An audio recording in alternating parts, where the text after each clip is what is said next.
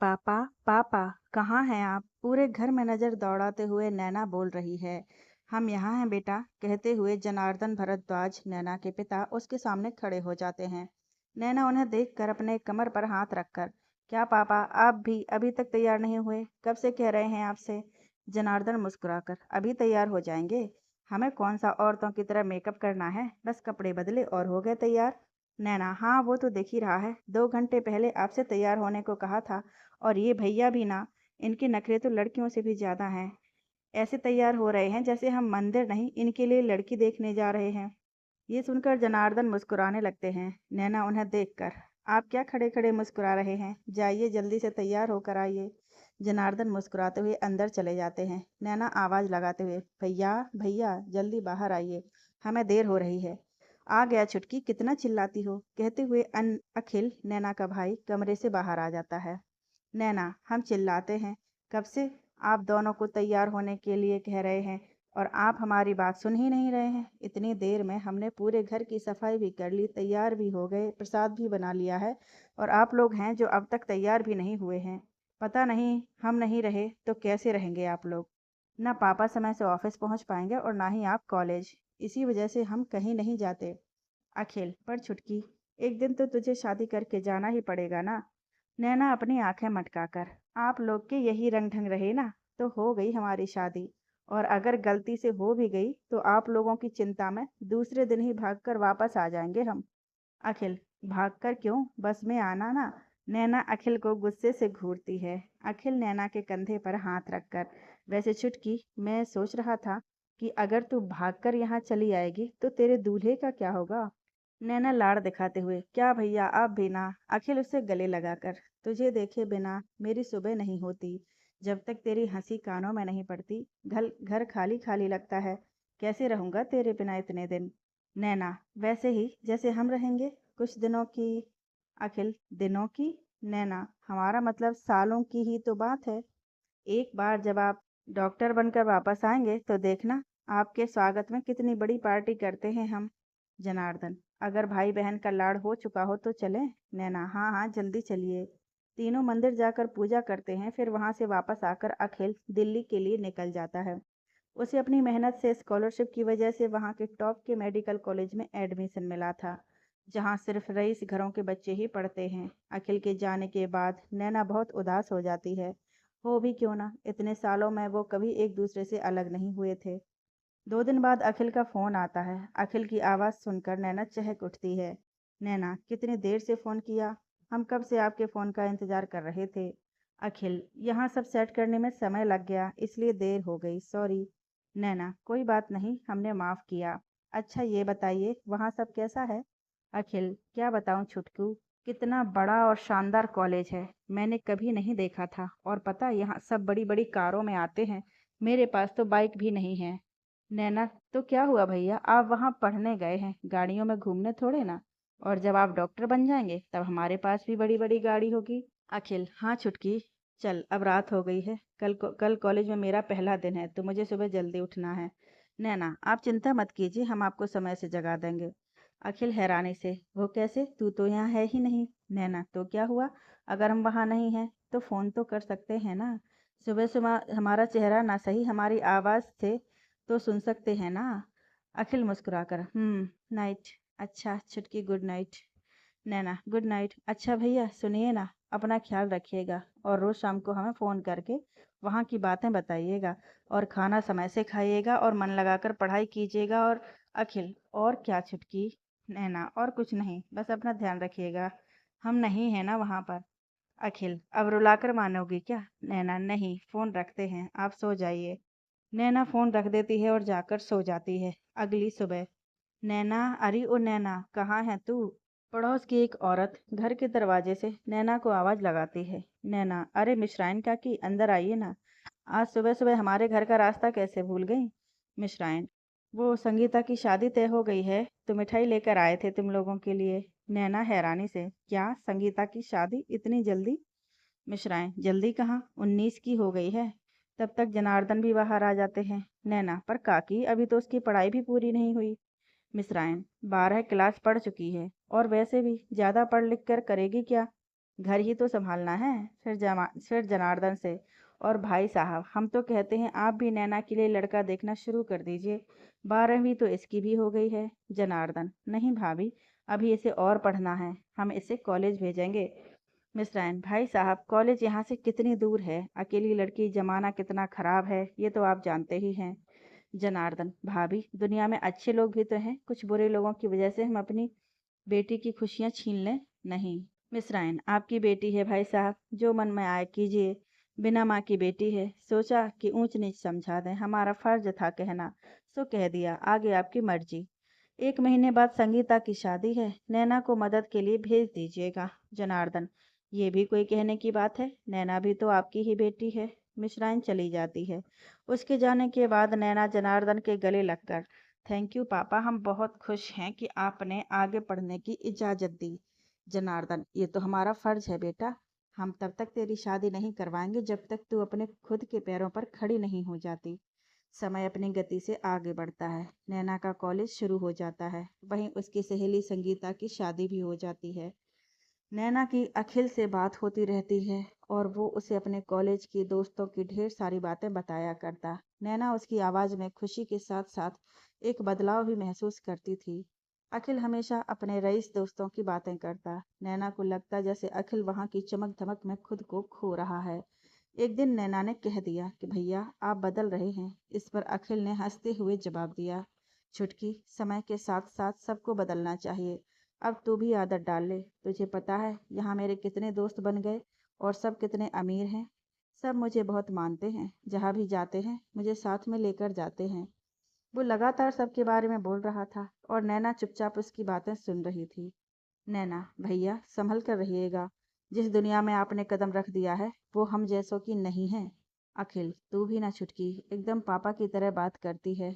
अच्छा मैं फ़ोन रखता हूँ, मुझे पार्टी में जाना है, मेरे दोस्त इंतज़ार कर रहे होंगे।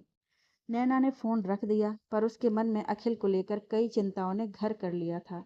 पर वो ये बात जनार्दन से नहीं कहती है। इसी तरह 1 साल का वक्त गुजर जाता है। इस बीच अखिल 2-3 बार घर आया, पर हर बार उसके व्यवहार में बदलाव साफ नजर आ रहा था। जिम्मेदार और समझदार अखिल अब कुछ बेपरवाह सा हो गया था और उसके बोलने चालने का ढंग भी बदल गया था। जनार्दन को उसके रंग ढंग देखकर चिंता होने लगती है, पर नैना उसे ये कहकर समझा देती है कि शहर में रह रहे हैं ना, तो वहाँ के तौर तरीके तो सीखने पड़ेंगे ना, आप चिंता मत कीजिए। लेकिन इस बार जब से अखिल वापस गया था, तब से नैना से उसकी बातचीत बहुत कम हो गई थी। इस बीच एक दिन नैना कॉलेज से लौट रही थी, उसकी सहेली भी उसके साथ थी। उन्होंने देखा 2 लड़के उनका पीछा कर रहे थे। ये देखकर उसकी सहेली नैना से कहती है, नैना ये लड़के शायद हमारा ही पीछा कर रहे हैं। इस पर नैना ने कहा, शायद नहीं, यकीनन वो हमारा ही पीछा कर रहे हैं और कई दिनों से हम ये बात नोटिस कर रहे हैं। ये सुनकर उसकी सहेली हैरानी से पूछती है, जब तू ये बात जानती है तो कुछ कहती क्यों नहीं? नैना, क्योंकि वो कुछ नहीं कहते। उसकी सहेली गुस्से से, तुम कुछ मत बोलो, पर आज तो हम इन्हें सबक जरूर सिखाएंगे। नैना उसे रोकती है, पर वो गुस्से से उन लड़कों की ओर बढ़ जाती है, जिससे वो लड़के वहीं रुक जाते हैं। वो उनसे गुस्से से पूछती है कि वो उनका पीछा क्यों कर रहे हैं। उनमें से एक लड़का गुस्से से जवाब देता है, हम तुम्हारा पीछा नहीं, इनका पीछा कर रहे हैं। वो मुझे बहुत अच्छी लगती हैं और जब इनको कोई परेशानी नहीं है तो तुम क्यों बीच में टांग अड़ा रही हो? वो लड़की भी कहाँ मानने वाली थी, तुनकते हुए जवाब देती है, और ये बात तुमसे किसने कही कि इसे कोई परेशानी नहीं है?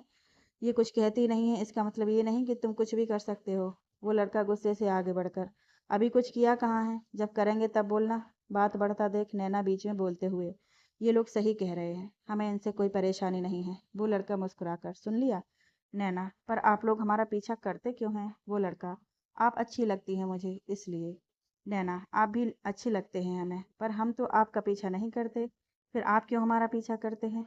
वो लड़का, आपसे कुछ बात करनी थी। नैना, तो इसमें पीछा करने की क्या ज़रूरत है, सीधे से आकर बात कर लेते। खैर कहिए क्या बात करनी है आपको? वो लड़का, आप मुझे बहुत पसंद हैं। नैना तपाक से, शादी करेंगे हमसे? लड़का हैरानी से, जी? नैना, हमारा मतलब, अगर आप हमसे शादी करना चाहते हैं तो फिर हमें कोई दिक्कत नहीं है। वो लड़का, बिल्कुल, अगर आपके घर वाले तैयार हो जाएं तो मुझे कोई परेशानी नहीं है। नैना, देखने से तो आप पढ़े लिखे और अच्छे घर के लगते हैं, कुछ काम वाम करते हैं या अभी पढ़ाई ही कर रहे हैं? वो लड़का, जी, अभी मेरी पढ़ाई पूरी नहीं हुई है। नैना, हमारी भी नहीं हुई है, और अगर ऐसे में आप हमारा पीछा करेंगे और ये बात हमारे घर वालों को पता चल गया तो वो कभी राजी नहीं होंगे। उल्टा हमारा कॉलेज बंद करवा देंगे और ज़बरदस्ती किसी और से शादी करवा देंगे, और ऐसा ना तो आप चाहेंगे ना हम। इसलिए आप अपनी पढ़ाई पर ध्यान दीजिए और हम अपनी। जब हम दोनों किसी काबिल बन जाएंगे तो अपने परिवार से बात करेंगे। तब तक अगर आप चाहें तो कभी कभी हमसे मिल सकते हैं। वो लड़का मुस्कुराकर, आप सही कह रही हैं, ठीक है, जैसा आप कह रही हैं मैं वैसा ही करूँगा। वो दोनों लड़के वहाँ से चले जाते हैं। नैना की सहेली असमझ की स्थिति में, ये क्या था नैना? नैना मुस्कुराकर, जब बात बात गांधीगिरी से बन सकती है तो दादागिरी की क्या जरूरत। वो लड़के हमें बदमाश नहीं लगे, बस थोड़े से मन चले हैं। अगर बदमाश होते तो हम उन्हें उन्हें मुंह ही नहीं लगाते। हमारे पापा कहते हैं हर इंसान के अंदर अच्छाई होती है, और ये हम पर निर्भर करता है कि हम उनमें क्या देखते हैं। प्यार की भाषा तो जानवर भी समझते हैं, फिर ये तो इंसान हैं। और वैसे भी हमें ये लड़ाई झगड़े बिल्कुल पसंद नहीं। उसकी सहेली, पर अगर उसने तेरी बात को सीरियसली ले लिया और सच में तुझसे शादी करने पहुंच गया तो? नैना मुस्कुराकर, यहाँ एक पल में जिंदगी बदल जाती है, और जो हमने उससे कहा है उसमें बहुत वक्त लगने वाला है। तब तक भूल जाएगा हमें, लेकिन अगर नहीं भूला तो सोचेंगे उसके बारे में। अब चलें। नैना घर पहुंचती है और शाम को जब उसके पापा वापस आते हैं तो वो उन्हें सब बात बताती है, जिसे सुनकर जनार्दन मुस्कुराकर उसकी पीठ थपथपाते हुए, शाबाश बेटा, तुमने बिल्कुल ठीक किया। नैना, आपसे ही तो सीखा है पापा। इधर नैना को अखिल के बारे में बेचैनी होती है। उधर उसका बदला हुआ रूप नैना के मन में एक अजीब सा डर पैदा कर रहा था। एक दिन रात 2 बजे नैना को अखिल का फोन आया। नैना ने नंबर देखा तो हैरानी से फोन उठाकर, भैया इतनी रात गए, सब ठीक तो है ना? अखिल भर्राए गले से, कुछ भी ठीक नहीं है छुटकी, तू सही कहती है। ये दुनिया हम जैसों के लिए नहीं है। मुझे माननी चाहिए थी तेरी बात, लेकिन मैं यहाँ की चकाचौंध में खो गया था। तेरी बात समझ ही नहीं पाया। नैना असमंजस में, भैया कुछ हुआ है क्या? कैसी बात कर रहे हैं आप? अखिल, चुटकी, ये अमीर लोग बहुत बुरे होते हैं, तू अपने भाई को गलत मत समझना। मैंने कुछ नहीं किया। और फोन कट जाता है। नैना बेचैन हो जाती है। वो अखिल को बैक कॉल करती है पर उसका फोन नहीं लगता। वो बार बार ट्राई करती है पर फोन नहीं लगता। नैना जाकर जनार्दन को उठाती है और सब बात बताती है। जनार्दन भी परेशान हो जाते हैं। दोनों की रात बड़ी बेचैनी में कटती है। सुबह जनार्दन अखिल के कॉलेज में फ़ोन करते हैं। फ़ोन पर किसी से बात करते हुए अचानक उनके हाथ से फ़ोन छूट जाता है और वो बेसुध से वहीं बैठ जाते हैं। नैना किचन में नाश्ता तैयार कर रही थी। कुछ गिरने की आवाज़ सुनकर नैना किचन से बाहर आती है। जनार्दन को ऐसा देखकर वो घबरा जाती है। वो भागकर उनके पास जाती है। नैना घबराते हुए, पापा क्या हुआ, किसका फ़ोन था? जनार्दन कोई जवाब नहीं देते। वह बेसुध से बैठे होते हैं कि जैसे कि उनके अंदर जान ही ना हो। जब कोई जवाब न पाकर नैना फ़ोन उठाकर कान से लगाती है, तब तक फ़ोन कट चुका था। वो जनार्दन को झकझोरती है, पर जनार्दन जस के तस बैठे हुए थे। नैना के आंसू निकल आते हैं। उसे समझ नहीं आता वो क्या करे। वो अपने पड़ोसियों को आवाज़ लगाती है और उनकी मदद से जनार्दन को हॉस्पिटल ले जाती है। जनार्दन वहाँ पहुंचकर सब वापस आ जाते हैं। बस शैलेंद्र मिश्रा, संगीता के पापा, उनके साथ रुकते हैं। अंदर डॉक्टर जनार्दन का चेकअप कर रहे थे और बाहर नैना बेचैनी से चक्कर काट रही थी। मिश्रा जी नैना के पास जाकर उसके सिर पर हाथ फेर कर, सब ठीक हो जाएगा बेटा, ऐसे परेशान मत हो। नैना नम आंखों से, काका, पापा को कुछ नहीं होगा ना? अगर उन्हें कुछ हो गया तो हम भी मर जाएंगे। मिश्रा जी उसे अपने गले लगाकर, ऐसी बातें नहीं करते बेटा, कुछ नहीं होगा तुम्हारे पापा को।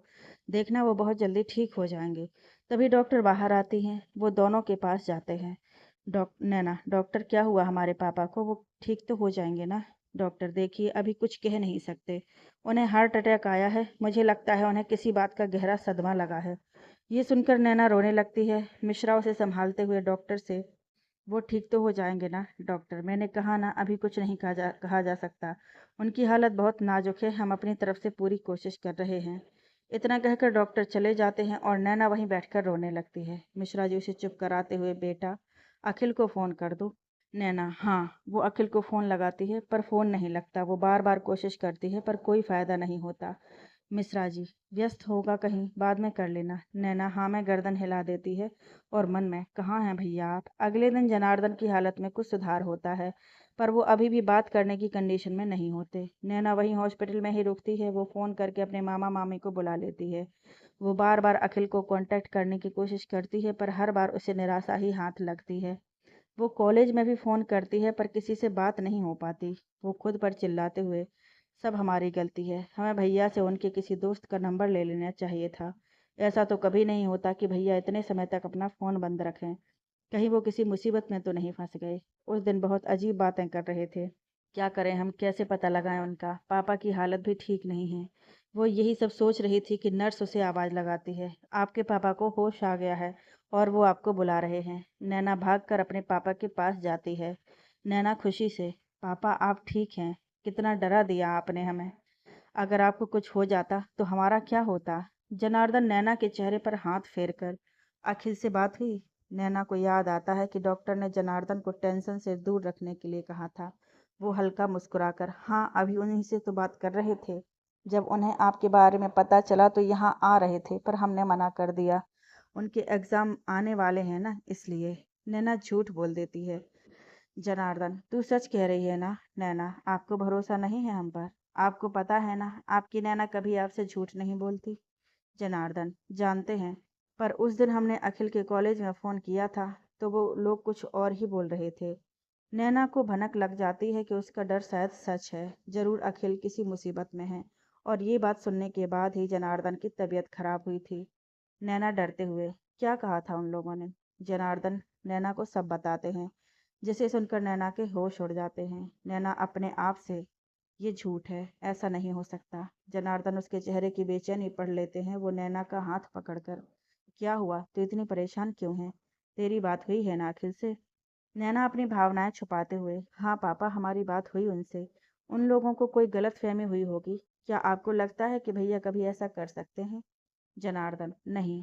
नैना, फिर बस आपको उनकी बात पर ध्यान देने की कोई ज़रूरत नहीं है। आप जल्दी से ठीक हो जाइए, वरना भैया आएंगे तो हम पर चिल्लाएंगे कि हमने आपका ध्यान नहीं रखा।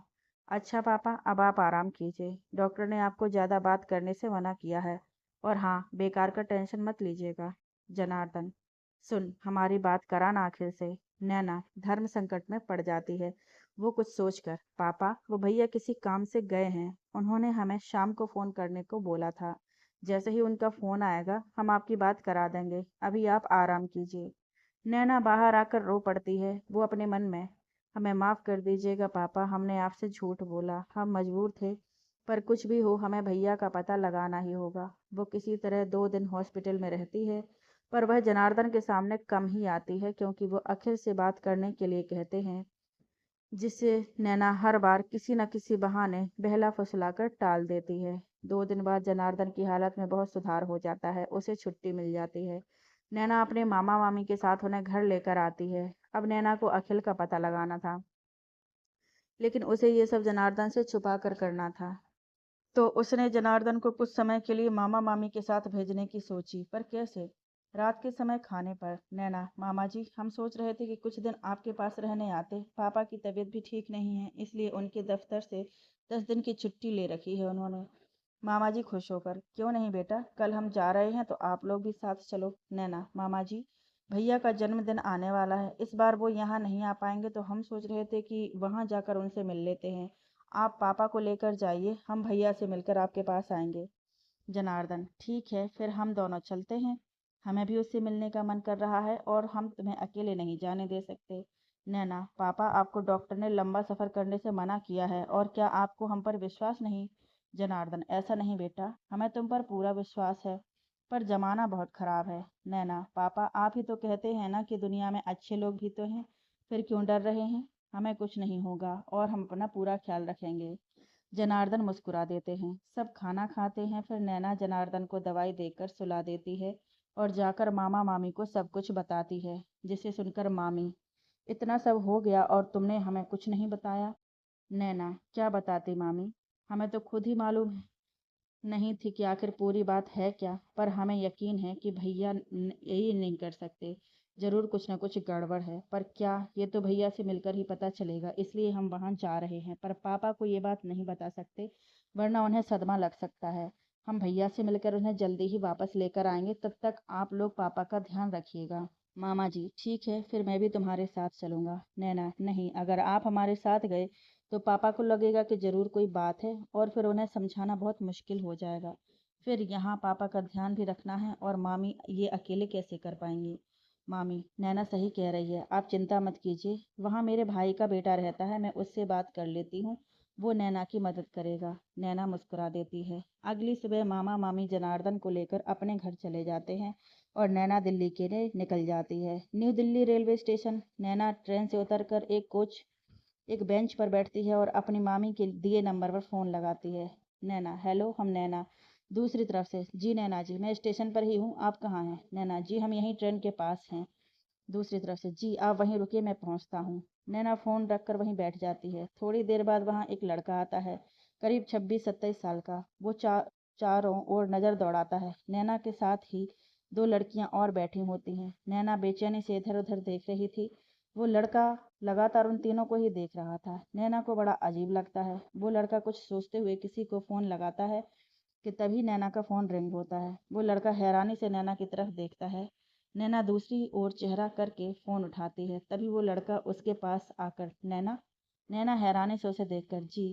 वो लड़का फ़ोन की तरफ इशारा करते हुए अपने हाथ आगे करके हाय रोहित। नैना मुस्कुराकर आपको मामी ने भेजा है। रोहित मुस्कुराकर जी आपकी मामी और मेरी बुआ। नैना मुस्कुराते हुए अपने हाथ जोड़कर जी नमस्ते। रोहित भी अपने हाथ जोड़कर जी नमस्ते। चलें। नैना हाँ में सर हिलाकर अपना सामान उठाने लगती है। रोहित उसके हाथ से सामान लेते हुए ये मैं ले लेता हूँ। नैना मुस्कुरा देती है। दोनों वहाँ से निकलते हैं। थोड़ी देर में वो लोग रोहित के घर में पहुँच जाते हैं। रोहित नैना को अपनी माँ से मिलाता है। नैना उन्हें नमस्ते करती है। रोहित आप फ्रेश हो जाइए और आराम कीजिए। नैना नहीं, हमें भैया का पता लगाना है। रोहित देखिए, बुआ ने मुझे सब बता दिया है और मैंने पता किया, शाम हो गई है, इस वक्त वहाँ जाने का कोई फायदा नहीं, मैं आपको सुबह ले चलूंगा वहाँ। नैना आगे कुछ नहीं बोलती। रोहित की माँ उसे कमरे में ले जाती है। अगली सुबह रोहित नैना को लेकर अखिल के कॉलेज पहुँचता है। नैना कॉलेज देखकर बाप रे, इतना बड़ा कॉलेज। रोहित हाँ, ये कॉलेज कैंपस बहुत बड़ा है। चलिए प्रिंसिपल ऑफिस में चलकर उनसे बात करते हैं, वहीं से कुछ पता चलेगा। प्रिंसिपल ऑफिस में नैना दरवाजे से क्या हम अंदर आ सकते हैं। Principal yes coming. नैना और रोहित अंदर जाते हैं। प्रिंसिपल बैठिए, कहिए क्या मदद कर सकता हूँ मैं आपकी। नैना अपने हाथ जोड़कर जी नमस्ते, हम नैना नैना भरद्वाज, अखिल भरद्वाज की बहन। अखिल का नाम सुनकर ही प्रिंसिपल के चेहरे का रंग उड़ जाता है। नैना सर, 10 दिन से उनसे हमारी बात नहीं हुई है, उनका कुछ पता नहीं चल रहा है, वो कहाँ हैं, हमें मिलना है उनसे। प्रिंसिपल अपने चेयर से उठकर सॉरी, मुझे एक बहुत ज़रूरी काम है, मैं आपसे बाद में बात करता हूँ, आप बाहर इंतज़ार कीजिए। नैना हैरान होकर लेकिन सर। प्रिंसिपल एक्सक्यूज मी, और वो वहाँ से चला जाता है। रोहित और नैना हैरानी से एक दूसरे को देखते हैं। वो दोनों प्रिंसिपल ऑफिस के बाहर बैठ जाते हैं। उन्हें 2 घंटे बाद प्रिंसिपल वापस आता है। वो दोनों उठकर उसके पास जाने लगते हैं। तभी प्रिंसिपल का इशारा पाकर प्यून आकर उन्हें रोकते हुए आप लोग बैठिए, जब सर बुलाएंगे तब अंदर जाइएगा। रोहित ये क्या बात हुई, हमें 2 घंटे से उनसे मिलना है, 2 मिनट उनसे मिलना है और उन्होंने हमें 2 घंटे से यहाँ बैठा रखा है और अब भी कहते हैं इंतजार करो। आप हमें अखिल का क्लासरूम बताइए, हम वहाँ जाकर पता कर लेंगे। प्यून हम इस बारे में आपकी कोई मदद नहीं कर सकते, आपको प्रिंसिपल सर से ही बात करनी होगी, आप इंतजार कीजिए। रोहित गुस्से से व्हाट द हेल। नैना रोहित को रोकते हुए रोहित जी प्लीज़ गुस्सा मत कीजिए, ज़रूर प्रिंसिपल सर को कोई काम होगा, हम इंतज़ार करते हैं। दोनों बैठ जाते हैं। थोड़ी देर में रोहित को किसी का फ़ोन आता है। रोहित नैना से मेरे ऑफिस से फ़ोन आ रहा है, अर्जेंट है, मुझे जाना पड़ेगा। ऐसा करते हैं अभी चलते हैं, कल फिर आकर मिल लेंगे। नैना नहीं रोहित जी, हमारे पास ज़्यादा वक्त नहीं है, हमें भैया का पता लगाना ही होगा, आप जाइए, हम सर से मिलकर ही वापस जाएंगे। रोहित देखिए, ये नई जगह है आपके लिए, मैं आपको अकेले नहीं छोड़कर जा सकता। नैना आप हमारी चिंता मत कीजिए, हम अपना ध्यान रख लेंगे, कोई भी ज़रूरत होगी तो आपको फ़ोन कर लेंगे।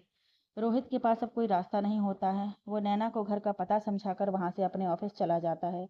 नैना वहाँ बैठी होती है, तभी पियून उसके पास आकर कहता है कि वो वहाँ नहीं बैठ सकती, ये रूल के खिलाफ है, और उसे कैंपस के गेट के बाहर छोड़कर आता है, ये कहकर कि वो यहाँ बैठकर इंतज़ार करे। नैना वहाँ बैठकर इंतज़ार करने लगती है। सुबह से शाम हो जाती है पर वो प्रिंसिपल से मिल नहीं पाती। उसकी बेचैनी बढ़ने लगती है। शाम को रोहित का फ़ोन आता है तो वो उसे बताती है कि वो वहीं है, तो रोहित उसे लेने पहुंचता है और उसे लेकर घर वापस आता है। रोहित ये क्या बकवास है, अंदर इंतजार नहीं कर सकते, बाहर बैठना पड़ेगा। नैना जो भी हो रोहित जी, कैसे भी करके एक बार हमें उनसे मिलना ही होगा। बस एक यही रास्ता नज़र आ रहा है हमें भैया तक पहुंचने का।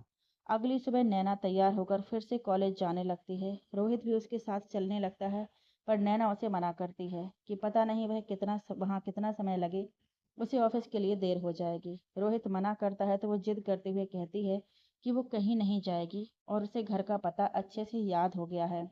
जब वो नहीं मानती तो रोहित उसे कॉलेज छोड़कर अपने ऑफिस चला जाता है। नैना वहां बैठकर इंतजार करने लगती है। कुछ देर बाद स्टूडेंट्स का आना शुरू हो जाता है। नैना गेट के पास बैठी प्रिंसिपल के आने का इंतजार कर रही थी। सब लोग उसे हैरानी से देखते हैं। तभी वहां से प्रिंसिपल की गाड़ी अंदर जाती है।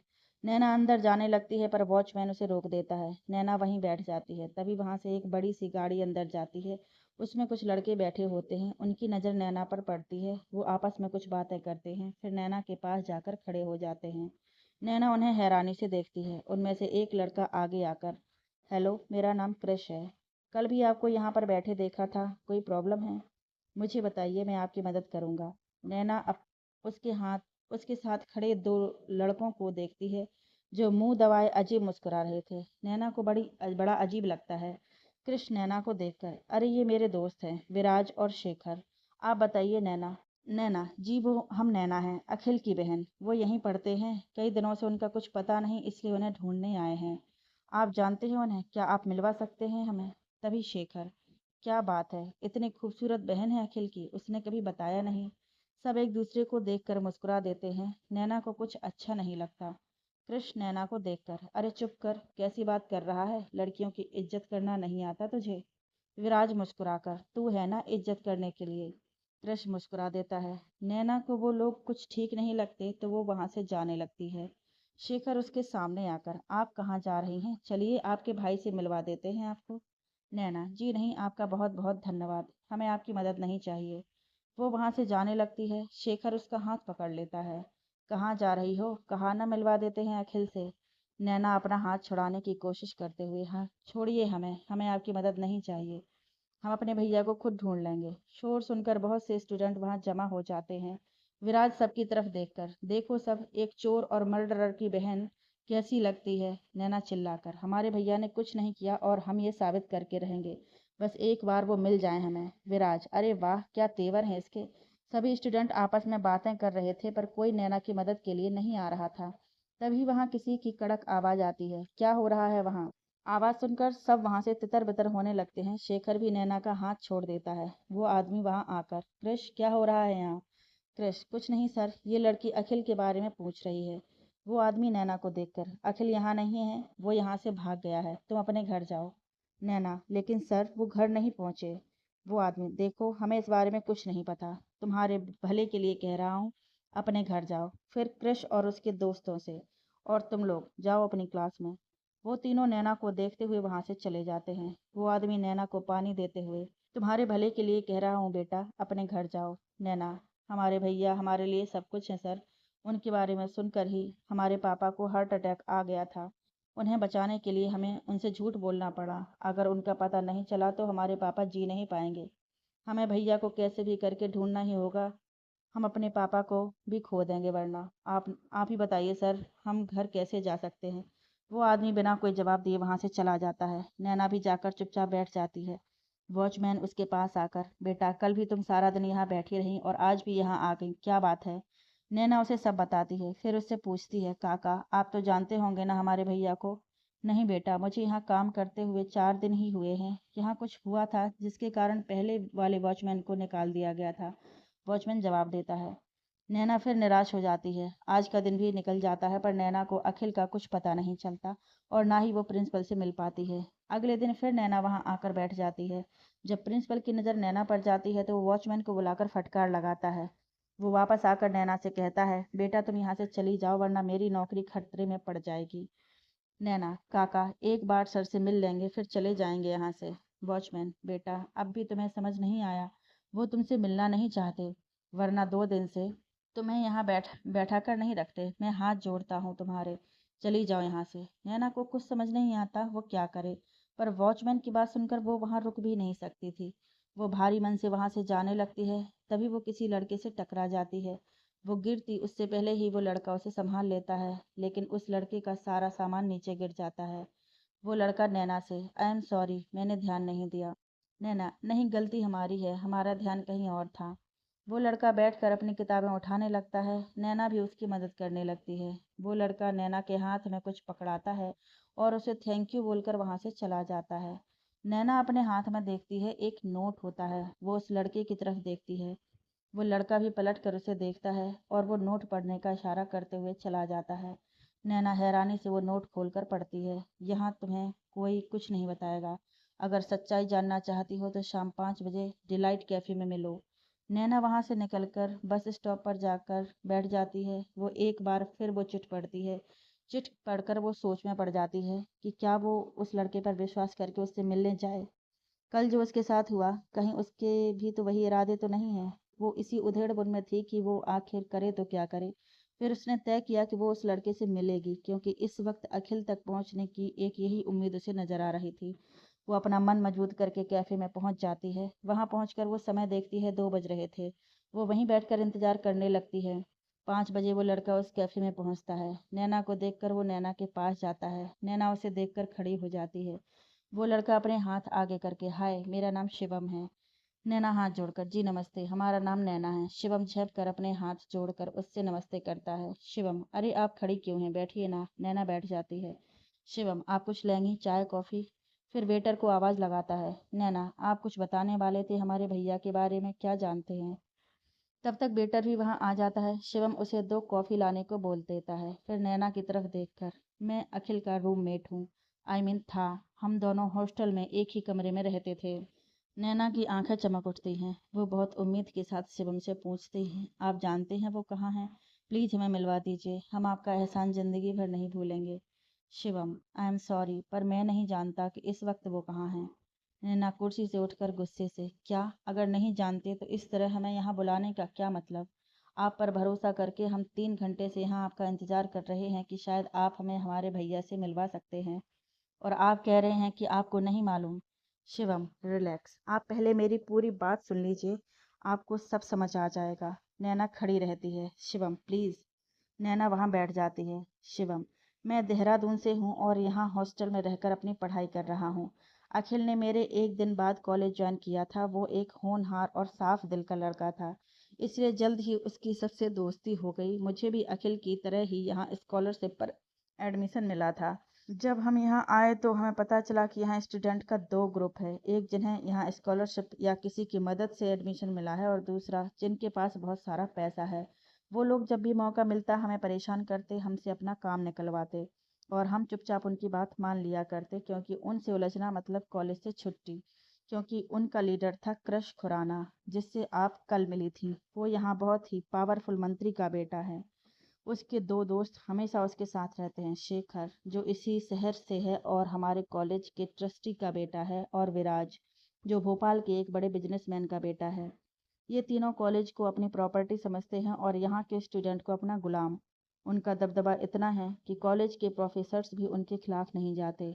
उनका जो मन करता है वो करते हैं, बिना किसी डर और बिना किसी रुकावट के। मैं और अखिल दोनों ही जहाँ तक होता इनसे दूर ही रहते, पर अखिल उनकी लाइफ स्टाइल से बहुत प्रभावित रहता था। फिर एक दिन हमारे कॉलेज में एक लड़की आई, नियति, बहुत ही खूबसूरत। वो एक मिडिल क्लास फैमिली से थे, माँ बाप की इकलौती औलाद। उनका सपना था कि नियति एक काबिल डॉक्टर बने, इसलिए उन्होंने अपने जीवन की सारी जमा पूंजी उसकी पढ़ाई में लगा दिया। वो जितनी खूबसूरत थी उतनी ही इंटेलिजेंट भी। एक साल पहले, नियति के कॉलेज का पहला दिन, शेखर, विराज और क्रश एक जगह बैठे थे। शेखर, एक क्रश, वो देख, क्या लड़की आई है। लड़की है भाई। विराज, तुझे तो हर लड़की परी ही लगती है, कोई पटती नहीं जो नहीं। शेखर, ठीक है, मत मानो मेरी बात, मैं तो चला उससे दोस्ती करने। Krish, all the best bro. दोनों हंस देते हैं और शेखर मुंह चढ़ाते हुए नियति की ओर चला जाता है। थोड़ी ही देर में एक जोरदार तमाचे की आवाज आती है। क्रिश और विराज के साथ साथ सभी स्टूडेंट उस ओर देखते हैं।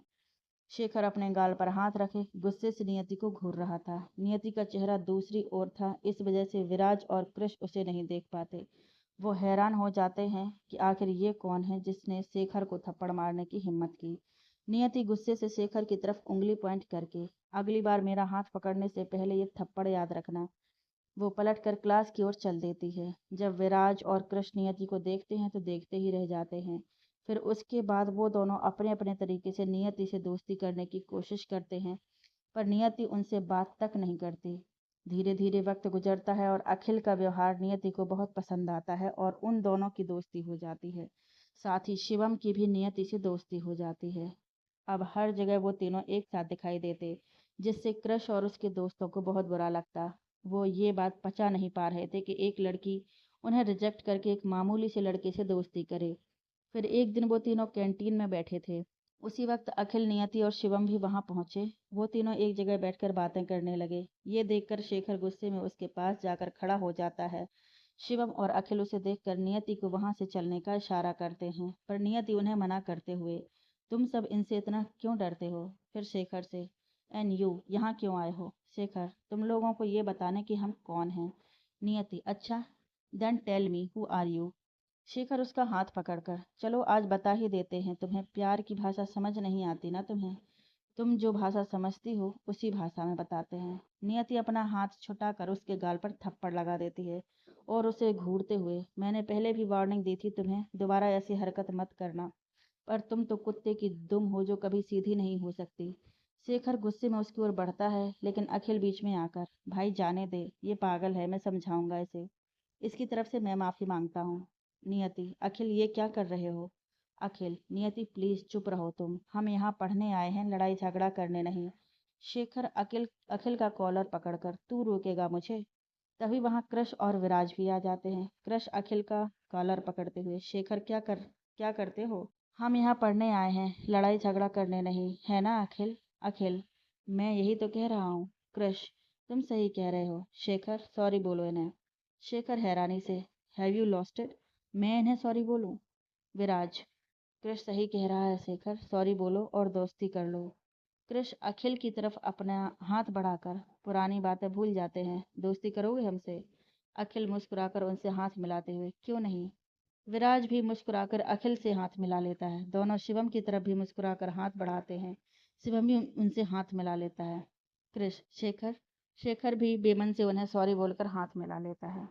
कृष नियति की तरफ हाथ बढ़ाता है। वो गुस्से से अपना मुंह फेर लेती है। वो सब नियति को देखते हुए वहां से चले जाते हैं।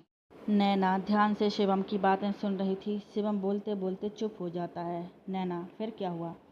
शिवम, उसके बाद हम जहाँ भी जाते वो लोग वहाँ पहुँच जाते, हमें बिल्कुल अच्छा नहीं लगता, पर अखिल उनसे घुलने मिलने लगा था। ये बात मुझे और नियति को पसंद नहीं आ रही थी, लेकिन अखिल उनकी शानो शौकत में खोता चला गया। धीरे धीरे वो हमसे दूर और उनके करीब होता चला गया। फिर एक दिन उसने हॉस्टल छोड़कर विराज के साथ रहने का फैसला कर लिया। मैंने उसे समझाने की बहुत कोशिश की, पर वो नहीं माना और विराज के साथ रहने चला गया। वो उसके फ्लैट में रहता, उन लोगों के साथ पार्टियों में जाता। इस कारण उसकी पढ़ाई पर भी असर पड़ने लगा। नियति ने भी उसे समझाने की कोशिश की, पर वो कुछ समझने को तैयार ही नहीं था। वो अब सिर्फ कॉलेज टाइम में ही हमसे मिलता, वो भी बहुत कम। इस बात को 4 महीने हो गए। मेरा अखिल के साथ कांटेक्ट काफ़ी कम हो चुका था, इवन टूट चुका था। मेरी उससे फ़ोन पर भी बातें नहीं होती थीं। नैना अपनी चुप्पी तोड़ते हुए, हाँ, कुछ वक्त से वो हमसे भी बहुत कम ही बात करते थे। शिवम मुस्कुराकर, जब मेरे साथ था अक्सर आपकी बातें किया करता था, बहुत प्यार करता था वो आपसे। नैना की आंखें डबडबा जाती हैं, पर वो खुद को संभालते हुए, क्या उसके बाद आपकी भैया से कोई बात नहीं हुई? शिवम, मैंने कहा ना, कॉलेज टाइम में हम मिला करते थे, कुछ 15 दिन पहले की बात है। उसने मुझे और नियति को किसी पार्टी के लिए इनवाइट किया। हमें मालूम था कि क्रश और उसके दोस्त भी इस पार्टी में होंगे, तो हमने जाने से मना कर दिया। उसी रात करीब 12 बजे मुझे उसका फ़ोन आया। मैं सो रहा था, लेकिन अखिल का नंबर देखकर मैं चौंक गया। पता नहीं क्यों कुछ गलत होने जैसा लगा, तो मैंने तुरंत ही फ़ोन उठाया। उसने मुझे तुरंत मिलने बुलाया। वो बहुत घबराया हुआ था। मैं किसी तरह सबसे छिपते छिपाते उससे मिलने पहुंचा। वहां उसने मुझे बताया कि कृष्ण ने अपने जन्मदिन की पार्टी रखी थी अपने फार्म हाउस पर। वहां उसने नियति को भी लाने को कहा ताकि वो आपस का झगड़ा ख़त्म कर सकें। पता नहीं अखिल ने ये कैसे किया, पर वो नियति को मनाकर वहां ले गया। पर क्रश और उसके दोस्तों के इरादे कुछ और ही थे। वहां पहुंचकर इन दोनों ने देखा कि वहां इनके अलावा कोई नहीं था। वो नियति से अपनी इंसल्ट का बदला लेना चाहते थे। वो उसके साथ बदतमीजी करने लगे। अखिल ने उन्हें रोकने की कोशिश की, पर वो कामयाब नहीं हो सका। नियति ने खुद का बचाव करते हुए वहां से भागने की कोशिश की, पर शेखर ने उसे पकड़ लिया। इसी भागा दौड़ी में नियति का सिर दीवार से जा लगा और वो वहीं बेसुध होकर गिर गई। विराज ने जाकर देखा और घबराते हुए सबसे कहा कि वो मर चुकी है। अखिल ये सुनकर चीख पड़ा कि उन लोगों ने उसे मार डाला, वो उन्हें छोड़ेगा नहीं। उन्हें बचाव का एक ही रास्ता नजर आया कि वो अखिल को भी मार डालें और सारा इल्ज़ाम उस पर लगा दें। लेकिन इससे पहले कि वो ऐसा कर पाते, अखिल वहाँ से भागने में कामयाब हो गया और मेरे पास पहुँचा। उसने मुझसे कहा कि वो पुलिस के पास जाकर सब बता देगा और उन सबको सज़ा दिलवाएगा। मैंने उससे कहा कि उन लोगों से उलझने से अच्छा है कि वो अपने गांव चला जाए, पर वो नहीं माना। वो दिन है और आज का दिन अखिल फिर कभी दिखाई नहीं दिया। नैना, फिर कॉलेज में जब हमारे पापा ने फ़ोन किया तो ऐसा क्यों कहा कि भैया क्वेश्चन पेपर चुराते हुए किसी लड़की ने उन्हें देखा और वो शोर मचाने लगी। ये देखकर भैया ने उस पर हमला कर दिया, जिससे वो मारी गई और भैया वहाँ से भाग निकले। शिवम, उन सबको बचाने के लिए अखिल और बाकी सब को लगा कि नियति मर चुकी है और सब उसे वहीं छोड़कर अखिल के पीछे वहाँ से चले आए, पर वो जिंदा थी। दूसरे दिन वो जख्मी हालत में कॉलेज आई और सबके बारे में बताया, पर किसी ने उसकी मदद नहीं की। वो पुलिस को बताने के लिए बोलकर वहाँ से चली गई। उसके बाद से उसकी भी कोई खबर नहीं आई। नैना, मतलब पूरे कॉलेज को पता है कि हमारे भैया बेगुनाह हैं, पर कोई ये बात बताने को तैयार नहीं। और शिवम जी, आप तो दोस्त थे उनके, फिर आपने भी उनकी मदद नहीं की। शिवम, मैं डर गया था। नैना, फिर आज हमें ये सब क्यों बता रहे हैं? शिवम, उस दिन के बाद से मैं अंदर ही अंदर घुट रहा था कि काश मैंने हिम्मत की होती तो शायद मेरे दोस्त आज मेरे पास होते, पर गुजरा हुआ वक्त वापस नहीं आ सकता। जब मैंने आपको देखा तो मेरे अंदर से आवाज़ आई कि मैं अब चुप नहीं रह सकता, मैं आपकी मदद करना चाहता हूँ। नैना, अब क्या करें? सब जानकर भी भैया की कोई खबर नहीं है। शिवम, हमें पुलिस के पास चलते हैं। अखिल और नियति दोनों वहाँ गए थे। दोनों बात करने के बाद पुलिस स्टेशन पहुँच जाते हैं, पर वहाँ भी उन्हें कुछ पता नहीं, कोई कुछ नहीं बताता और धक्के देकर वहाँ से बाहर निकाल देता है। पर नैना वापस अंदर जाती है और अखिल की मिसिंग रिपोर्ट लिखने को कहती है। इस पर वहाँ का ऑफिसर गुस्सा हो जाता है और कांस्टेबल को बुलाकर उसे बाहर निकालने के लिए कहता है, पर नैना वहाँ से जाने को तैयार नहीं होती। कांस्टेबल उसे ज़बरदस्ती खींचते हुए बाहर ले जाता है। नैना गुस्से से चिल्लाने लगती है। कांस्टेबल उसे समझाते हुए, यहाँ इस तरह चिल्लाने से कुछ नहीं होगा, इन सब पर तुम्हारी किसी बात का कोई असर नहीं पड़ेगा। नैना शांत होकर, आप क्या कहना चाहते हैं? कांस्टेबल, बेटा मैं उस रात ड्यूटी पर ही था जब तुम्हारा भाई यहाँ रिपोर्ट लिखवाने आया था। जैसे ही हमारे साहब को पता चला कि ये सब किसने किया है तो उन्होंने तुम्हारे भाई को बैठने को बोलकर उन लोगों को फ़ोन लगाया और सब बता दिया। तब उन लोगों ने तुम्हारे भाई को ही उस केस में फंसाने को बोला, जो तुम्हारे भाई ने सुन लिया और इससे पहले कि हमारे सर कुछ कर पाते वो यहाँ से भाग निकला। तब से उसे अंदर खाने से ढूंढने की बहुत कोशिश हो रही है, पर कुछ पता नहीं चल पा रहा है। हो न हो कॉलेज वालों को ज़रूर पता है कि तुम्हारे भाई के बारे में, तुम्हें वहीं से पता करना चाहिए। नैना, हमने कोशिश की थी पर वहाँ भी कोई कुछ बताने को तैयार नहीं है। कांस्टेबल, तुम एक काम करो, तुम किसी वकील की मदद लो, शायद वो तुम्हें कोई रास्ता बता सके। शिवम, ये शायद सही कह रहे हैं। हम ये कहेंगे कि अखिल का कुछ पता नहीं चल रहा है और पुलिस रिपोर्ट लिखने को भी तैयार नहीं है। हो सकता है दबाव पड़ने पर ये लोग अखिल को ढूंढें। वो दोनों वहाँ से निकलकर कई वकीलों से मिलते हैं, पर सब उन लोगों का नाम सुनकर अपने हाथ पीछे खींच लेते हैं। इन सब में 3 दिन निकल जाते हैं। नैना को पापा का कई बार फ़ोन आता है, पर वो हर बार उन्हें बहला कर फ़ोन रख देती है। वो लोग जब एक वकील के पास गए तो उसने उनसे कहा कि इस सिलसिले में उनकी मदद सिर्फ एक वकील कर सकती है, शहर की जानी मानी वकील शालिनी सिंह, जिनका इन अमीर लोगों से 36 का आंकड़ा है। वो दोनों उनसे मिलने पहुंच जाते हैं, पर वहां उन्हें पता चलता है कि उनसे मिलने के लिए 1 महीने पहले ही अपॉइंटमेंट लेना पड़ता है। शिवम, अब क्या करें? नैना, आप जाइए शिवम जी, हम उनसे मिलकर ही जाएंगे। शिवम, पर कैसे? नैना, पता नहीं। नैना के कहने पर भी शिवम वहाँ से नहीं जाता। 2 दिन हो जाते हैं। नैना वहीं ऑफिस के बाहर बैठी रहती है। 2 दिन बाद जब शालिनी सिंह अपने ऑफिस में आती हैं, तब फिर उसकी नज़र नैना पर पड़ती है। वो अपने स्टाफ को बुलाकर पूछती हैं तो वो उसे बताते हैं कि वो उनसे मिलना चाहती है, पर उसके पास अपॉइंटमेंट नहीं है और उसे बताया भी कि शालिनी जी बिना अपॉइंटमेंट से किसी से नहीं मिलती, पर फिर भी वो जिद पर अड़ी है, कहती है कि मिलकर ही जाएगी। ये किसी की ज़िंदगी और मौत का सवाल है। शालिनी ये सब सुनकर नैना को बुलाने के लिए कहती है। शालिनी जी के बुलाने पर नैना और शिवम उनसे मिलने जाते हैं। शालिनी जी उन्हें बैठने के लिए कहती हैं। शालिनी 30-35 की उम्र की बुलंद आवाज़ और आकर्षक व्यक्तित्व की मालकिन। शालिनी, टेल मी, क्या मदद कर सकती हूँ मैं आपकी? नैना जी नमस्ते, हमारा नाम नैना है। हम ऋषिकेश से आए हैं यहाँ अपने भैया को ढूंढने। नैना उन्हें पूरी बात बताती है। उसकी बात सुनने के बाद शालिनी, हालांकि मेरे पास समय नहीं है, पर तुम्हारी कहानी मेरे दिल को छू गई, इसलिए मैं तुम्हारी मदद ज़रूर करूँगी। क्योंकि ऐसे ही हालातों में मैंने अपनी बहन को खोया है, तो तुम्हारी तकलीफ़ भी समझ सकती हूँ। मैं पुलिस पर दबाव बना सकती हूँ कि वो तुम्हारे भाई की मिसिंग रिपोर्ट लिखे और उसकी तलाश करे। पर जहाँ तक मुझे लगता है वो इतने दिन से लापता है, तो हो ना हो उसके साथ कुछ गलत ज़रूर हुआ है और इसका पता उसके कॉलेज से ही चल सकता है।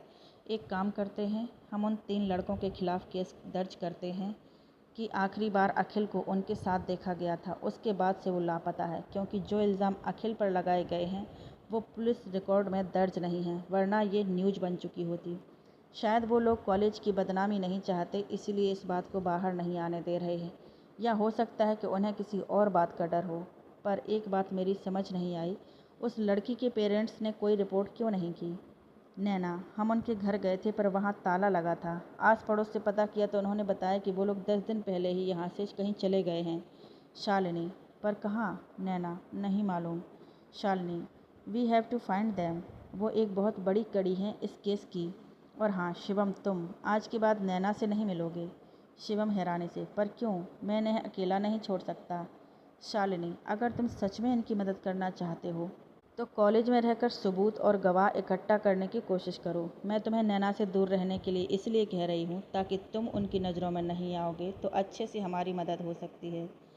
क्योंकि सिर्फ एक तुम्हारी गवाही पर हम ये केस फाइल नहीं कर सकते, हमें कोई ठोस वजह चाहिए। शिवम जी मैं समझ गया मुझे क्या करना है। आप बेफिक्र रहिए, मेरी तरह और भी लोग हैं जो मेरी मदद करने को ज़रूर तैयार होंगे और मैं ये कोशिश ज़रूर करूँगा। शालिनी, ठीक है, अब तुम लोग जाओ, मैं उस लड़की के घर वालों का पता करने की कोशिश करती हूँ। तब तक शिवम तुम कॉलेज से प्रूफ इकट्ठा करने की कोशिश करो। और नैना, मैं तुम्हें किसी का नंबर देती हूँ, वो मीडिया से जुड़ी हैं, उनकी मदद से तुम पुलिस पर दबाव बनाने की कोशिश करो। हम सब पूरी तैयारी के साथ ये केस फाइल करेंगे, जिससे कि उनके पास बचने का कोई रास्ता ना हो।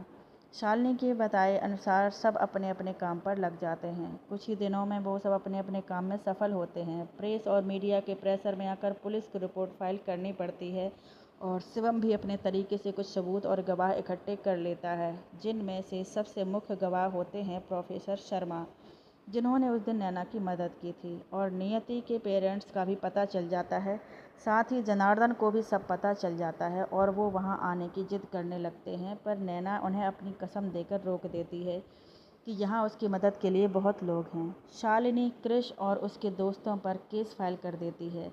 इस बीच में नैना पर पीछे हटने के लिए दबाव बनाने की कोशिश होने लगती है, पर जब वो नहीं डरती तो रोहित और उसकी माँ को धमकाया जाता है, कि जिससे रोहित की माँ नैना को वहाँ से चले जाने के लिए कहती है। रोहित बहुत रोकता है पर उसकी माँ उसकी एक नहीं सुनती और नैना को घर से बाहर निकाल देती है। नैना को समझ नहीं आता कि अब वो कहाँ जाए, किससे मदद मांगे। वो शिवम को फ़ोन करती है तो वो उसके रहने का इंतज़ाम करवा देता है। पहली हियरिंग में ही शालिनी जी के दलीलों और उनके गवाहों और सबूतों की वजह से नैना का केस बहुत स्ट्रांग हो जाता है। पुलिस पर प्रेशर बढ़ने लगता है कि वो जल्द से जल्द अखिल का पता लगाए। फिर एक दिन नैना के पास पुलिस का फ़ोन आता है कि उन्हें एक डेड बॉडी मिली है जो अखिल की हो सकती है। नैना घबरा जाती है। वो शालिनी को फ़ोन करती है क्योंकि उन्होंने उसे अभी शिवम से मिलने को मना किया था। शालिनी नैना के साथ पुलिस स्टेशन पहुंचती है। लाश बुरी तरह से सड़ चुकी थी। जो चीज़ें उसके पास मिली थीं उससे उसकी पहचान करनी थी। जब नैना ने वो चीज़ें दिखाई गईं तो वो बेसुध सी वहीं बैठ जाती है और उसकी आंसू बहने लगते हैं। शालिनी उसे संभालती है। पुलिस से उन्हें पता चलता है कि उसकी जेब से एक सुसाइड नोट मिला है जिसमें उसने अपने सारे गुनाह कबूल किए हैं। शालिनी वो नोट लेकर पढ़ती है, फिर नैना को देती है। नैना नोट पढ़ती है और फूट फूट कर रोने लगती है। सब उसे लेकर बाहर आते हैं। नैना अपने पापा को फ़ोन करके बुला लेती है। उनके आने के बाद अखिल का अंतिम संस्कार करते हैं। नैना शालिनी से केस बंद करने के लिए कहती है। शालिनी उसे समझाती है कि हम केस जीत रहे हैं, भले ही अखिल ने सुसाइड किया है, पर उसे इस बात के लिए मजबूर किया गया है और उसकी सज़ा हम उन लोगों को दिलवा सकते हैं। नैना, क्या मिलेगा हमें उन्हें सज़ा दिलाकर? हमारे भैया तो वापस नहीं आएंगे। हमें ये केस नहीं लड़ना मैम। शालिनी, बड़ी स्वार्थी निकली तुम तो। जब तुमसे पहली बार मिली तो तुम्हारे अंदर 10 साल पहले वाली शालिनी देखी मैंने। तुम्हारा आत्मविश्वास देखकर तुम्हें मैंने तुम्हारा केस लिया था, मुझे नहीं मालूम था कि तुम इतनी कमज़ोर निकलोगी। नैना, मैंने भी अपनी बहन खो दी थी, पर मैं पीछे नहीं हटी क्योंकि मैं चाहती थी कोई और शालिनी भी अपनी बहन ना खोए। तुमसे भी यही कहूँगी कि एक बार फिर सोच लो, तुम्हारे ऐसा करने से न सिर्फ तुम्हारे भाई की आत्मा को दुख पहुँचेगा, बल्कि कोई और अखिल भी इसी तरह के हालातों का शिकार होगा। नैना, आप सही कह रही हैं। हम थोड़ी देर के लिए भावनाओं में बह गए थे। हम ये केस लड़ेंगे और उन लोगों को सज़ा ज़रूर दिलवाएंगे। शालिनी मुस्कुराकर, ये हुई ना बात, हम ये केस ज़रूर जीतेंगे। अगली हियरिंग में शिवम और प्रोफेसर शर्मा की गवाही और नियति की उस दिन की वीडियो रिकॉर्डिंग से पूरी तरह बाजी हमारे हाथ में होगी। नैना मुस्कुरा देती है। तभी उसे कुछ याद आता है। नैना, मैम, वो खत कहाँ है जो भैया के पास से मिला था? शालिनी, वो तो पुलिस के पास है। क्यों, क्या हुआ? नैना, मैम, हमें पूरा यकीन है वो खत भैया ने नहीं लिखा। शालिनी हैरानी से, व्हाट? ये बात तुम इतने यकीन से कैसे कह सकती हो? नैना, मैम, उसमें लिखा था कि नैना मेरी बहन, मुझे माफ़ कर देना, मुझसे बहुत बड़ी गलती हो गई। अगर वो खत भैया ने लिखा होता तो वो छुटकी लिखते। आज तक उन्होंने ना कभी नैना कहकर बुलाया है और ना ही किसी खत में लिखा है। और दूसरी बात, भैया अगर अलग तरीके से आ लिखते हैं, और जब भैया से हमारी आखिरी बात हुई थी तब उन्होंने हमसे कहा था कि उन्होंने कुछ नहीं किया और हम उन्हें गलत ना समझें, फिर ये खत उनका कैसे हो सकता है? शालिनी, ये बात तुमने पहले क्यों नहीं बताई? इसका तो मतलब ये निकलता है कि अखिल का मर्डर किया गया है। तुम्हारे फ़ोन में वो कॉल रिकॉर्डिंग है? नैना, जी होगी। शालिनी, ग्रेट, मुझे वो रिकॉर्डिंग और अखिल का कोई खत या नोट जो उसने लिखा हो मुझे ला कर दो। और हाँ, एक बात तो तुम्हें बताना ही भूल गई। कृष के फार्म हाउस से जो लोहे की रॉड मिली थी, हमें उस पर लगा खून और फिंगरप्रिंट नियति और शेखर से मैच कर गया है। अब तो ये लोग गए। नैना, थैंक यू मैम, आपने हमारी इतनी मदद की। शालिनी, थैंक यू तुम्हें कि तुमने अपना फ़ैसला बदल लिया। नैना शालिनी से मिलकर ऑटो लेकर अपने घर के लिए निकल जाती है। अंधेरा हो चुका था। गली के बाहर वो ऑटो से उतरकर पैदल आगे बढ़ती है कि तभी कोई उसके मुंह पर कपड़ा रख देता है। नैना एकदम से हुई इस घटना से कुछ समझ नहीं पाती। वो छूटने की बहुत कोशिश करती है, पर कुछ ही देर में वो दवाई के असर से बेहोश हो जाती है। वो उसे खींचकर गाड़ी में बैठा लेता है। नैना को होश आता है तो वो खुद को एक अनजाने से घर में पाती है। वो अपने आप को देखती है। वो एक बेड पर लेटी थी, उसके हाथ पांव भी खुले हुए थे। वो ये सब देखकर हैरान हो जाती है। वो मन में सोचती है कि अगर उसका किडनैप किया है तो उसे बांधकर क्यों नहीं रखा? आखिर उसे यहाँ लेकर कौन आया है? वो उठकर कमरे का दरवाज़ा खोलती है तो वो खुल जाता है। वो छुपते छुपाते घर के हॉल में आती है। तभी वो किसी की आवाज़ सुनकर रुक जाती है। उसकी आंखें बड़ी हो जाती हैं। वो हैरानी से पीछे घूमकर देखती है। नैना हैरानी से, भैया? अखिल, हाँ छुटकी, तेरा भैया। नैना की आंखें छलक आती हैं। वो भागकर अखिल के गले लग जाती है। नैना, भैया आप जिंदा हैं? अखिल नैना का चेहरा हाथों में लेकर, हाँ चुटकी, मैं जिंदा हूँ। हालांकि दुश्मनों ने कोशिश तो बहुत की, पर तेरी प्रार्थनाओं ने मुझे बचा लिया। नैना भावुक होकर, कहाँ चले गए थे भैया? कहाँ कहाँ नहीं ढूंढा हमने आपको, और जब आपके मरने की खबर मिली तब तो जान ही निकल गई हमारी। हम बता नहीं सकते कैसे संभाला है हमने खुद को। भैया अगर आप जिंदा थे तो हमसे मिले क्यों नहीं? क्या आपको अपनी चुटकी का ख्याल नहीं आया? एक फ़ोन भी नहीं किया आपने? अखिल, आना चाहता था पर बहुत मजबूर था छुटकी। मेरा फ़ोन पता नहीं कहाँ गिर गया। बाहर किसी से मांग नहीं सकता था।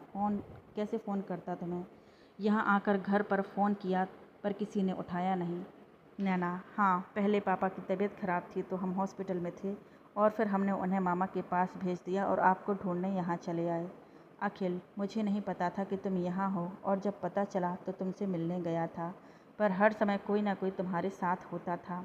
मैं किसी की नज़र में नहीं आना चाहता था, इसलिए वापस चला जाता। नैना, पर क्यों भैया? आप छिप क्यों रहे हैं? आपने तो कुछ गलत नहीं किया। अखिल, ये बात तुम जानती हो, मैं जानता हूँ, पर लोगों को तो यही लगता है कि मैं गलत हूँ। उस दिन जब मैं पुलिस के पास कंप्लेन करने गया तो उन्होंने मुझे काफ़ी देर तक बिठाए रखा और फिर वहाँ से उठकर किसी से फ़ोन पर बात करने लगे। मैंने उनकी बातें सुन ली। वो मुझे ही इस केस में फंसाना चाहते की बात कर रहे थे। मैंने सब सुन लिया और चुपके से वहाँ से निकल कर भाग गया। और बात सिर्फ इतनी ही नहीं है, मैं नहीं चाहता था कि उन लोगों को मेरे बारे में पता चले, वरना वो मेरे ज़रिए नियति तक पहुंच जाते और मैं उसकी जान खतरे में नहीं डाल सकता था। बेचारी बहुत मुश्किल से कुछ ठीक हुई है। नैना, मतलब आपको पता है कि नियति कहाँ है और क्या हुआ है उसे? शिवम, शिवम जी ने तो हमें बताया कि वो अगले दिन कॉलेज आई थीं, उन्हें चोट लगी थी पर वो ठीक थीं। इसका जवाब मैं देती हूँ। नैना आवाज़ की ओर पलटती है। नियति के पेरेंट्स व्हीलचेयर पर एक लड़की को लेकर आते हैं। नैना हैरानी से, नियति? नियति, हाँ मैं नियति ही हूँ। उस दिन चोट लगने से मैं बेहोश हो गई थी पर शायद डर की वजह से उन लोगों को लगा कि मैं मर चुकी हूँ और मुझे वहीं छोड़कर भाग गए। जब मुझे होश आया तो मैं कॉलेज पहुँची और सबको सच बताया पर किसी ने मेरी मदद नहीं की, उल्टी मुझे वहाँ से बाहर निकाल दिया। मैं घर आई, मैं माँ पापा को सब बताया तो उन्होंने कहा कि हमें नहीं उलझना, हम ये शहर छोड़कर चले जाएंगे। मैं उनकी बात मान भी जाती अगर इन सब में अखिल न फंसा होता, पर मैं उसे इस मुश्किल में छोड़कर नहीं जा सकती थी। मैं मौका देखकर माँ पापा से छिपकर घर से निकल गई और पुलिस स्टेशन जाकर रिपोर्ट लिखवाई। पहले तो उन्होंने रिपोर्ट लिखने से मना किया और मुझे बहुत डराया भी, पर जब मैं नहीं मानी तो उन्होंने रिपोर्ट लिखना पड़ा। मैं पुलिस स्टेशन से वापस आ रही थी कि तभी एक तेज़ गाड़ी ने मुझे टक्कर मार दी। अखिल, उस दिन मैं शिवम से मिलने गया था क्योंकि इस शहर में एक वो ही था जो मेरी मदद कर सकता था, पर मुझे उसका नंबर याद नहीं था और लाख कोशिश के बाद भी मैं हॉस्टल के अंदर जा नहीं सका। मैं वापस जा रहा था कि मैंने देखा कि किसी गाड़ी ने किसी को टक्कर मार दी है। अंधेरा था, मुझे कुछ समझ नहीं आया। मैं भागकर पास गया तो देखा कि नियति वहाँ खून में लथपथ पड़ी कराह रही है। उसने मुझे सब बताया। मैं समझ गया कि ये काम उन लोगों का ही है। मैं किसी तरह नियति को उसके घर लेकर गया क्योंकि उसे हॉस्पिटल लेकर जाना शायद रिस्की होता। फिर उसके माँ पापा ने अपने पहचान के एक डॉक्टर से चोरी छिपे नियति का ट्रीटमेंट करवाया। नैना, मतलब जब हम उस दिन इनके घर गए थे तो आप सब वहीं थे और बाहर से ताला बंद कर रखा था? अखिल, हाँ। नैना, भैया एक बात और, आप जिंदा हैं तो वो लाश किसकी थी और उसके पास आपका आईडी कार्ड, आपकी घड़ी, आपका सामान कहाँ से आया? अखिल, पता नहीं, हो सकता है उन लोगों ने अपने बचाव के लिए ये सब किया हो और मेरा सामान तो विराज के घर पर था, तो ये सब बहुत आसान रहा होगा उन लोगों के लिए। नैना, और वो फ़ोन हमें किसने बुलाया था जिसकी वजह से हमें सबूत मिले? नियति, वो मैंने किया था। अखिल ने मना किया था पर मैंने किसी तरह तुम्हारा फ़ोन नंबर पता किया और तुम्हें फ़ोन किया। मैं हर हाल में उन लोगों को सज़ा मिलते देखना चाहती हूँ, इसलिए ठीक होने के बाद भी हम छिपे रहे क्योंकि तुम ये लड़ाई बहुत अच्छे से लड़ रही थी। नैना, पर यह गलत है। इस तरीके से आप कब तक छिपे रहेंगे? कभी ना कभी तो सामने आना ही होगा ना। अखिल, हम गांव चले जाएंगे, किसी को पता नहीं चलेगा। नैना, भैया झूठ के पाँव नहीं होते, कहाँ तक भागेंगे? एक ना एक दिन तो सच बाहर आ ही जाएगा, फिर क्या करेंगे आप लोग?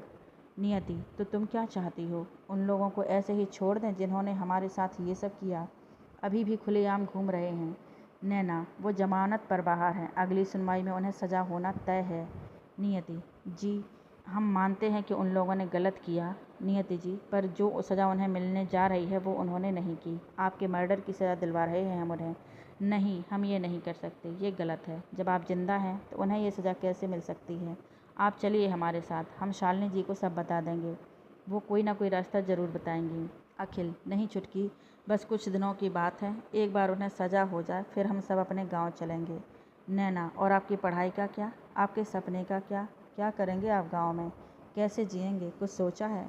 भैया, हमेशा से आपकी यही प्रॉब्लम रही है। आप हमेशा कठिनाइयों से भागते रहे हैं और आसान रास्ता ही चुना है। भैया, जो उन्होंने किया उसकी सज़ा उन्हें ज़रूर मिलेगी, पर आप दोनों को सामने आना होगा। नियति, तुम समझ क्यों नहीं रही? हमारे सामने आने से वो बच जाएंगे और उल्टे हम फंस सकते हैं। नैना, जो होगा देखा जाएगा, हम जंगल में नहीं रहते। भैया, माना, हमने कि मुश्किलें आती हैं पर न्याय ज़रूर मिलता है। हमने आज तक झूठ नहीं बोला और आगे भी झूठ नहीं बोलेंगे।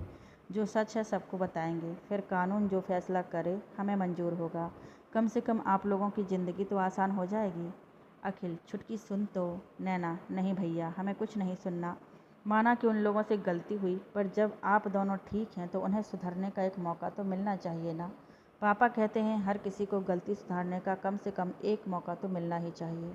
हम कल ही शालिनी जी को सब बता देंगे ताकि उन्हें ये सज़ा ना हो और ये सुधरने का एक मौका मिल सके, वरना उनकी ज़िंदगी तबाह हो जाएगी। अखिल और नियति उसे समझाने की बहुत कोशिश करते हैं पर वो अपनी बात पर टिकी रहती है। अगली सुबह वो शालिनी जी से मिलने जा रही होती है कि रास्ते में ऑटो ख़राब हो जाती है। ऑटो एकदम सुनसान से रास्ते पर होती है। ड्राइवर ऑटो देखने लगता है और नैना ऑटो से बाहर आकर कोई और ऑटो देखती है पर उसे कोई ऑटो नज़र नहीं आती। वो ड्राइवर से पूछती है तो वो बताता है कि थोड़ी देर लगेगी। नैना वहीं सड़क के किनारे खड़ी हो जाती है। तभी वहाँ एक गाड़ी आकर रुकती है और उसमें से कृष और विराज बाहर निकलते हैं। नैना उन्हें देखकर चौंक जाती है। विराज हंसते हुए, चौंक गई? कितना समझाया तुझे पर तू नहीं मानी। नाक में दम कर दिया। वो जाकर ड्राइवर को कुछ पैसे देता है और वो ऑटो स्टार्ट करके वहाँ से चला जाता है। नैना हैरान हो जाती है। कृष चेहरे से तो इतनी भोली लगती है पर अंदर से उतनी ही खतरनाक है। नैना, देखिए आप लोग यहाँ से चले जाइए, इसी में आप लोगों की भलाई है। कृष, हमारी भलाई की बड़ी चिंता है तुम्हें, तो ये केस क्यों लड़ रही हो? केस जीत चुकी हो ना तुम? कल की हियरिंग में हमें सज़ा होना तय है ना?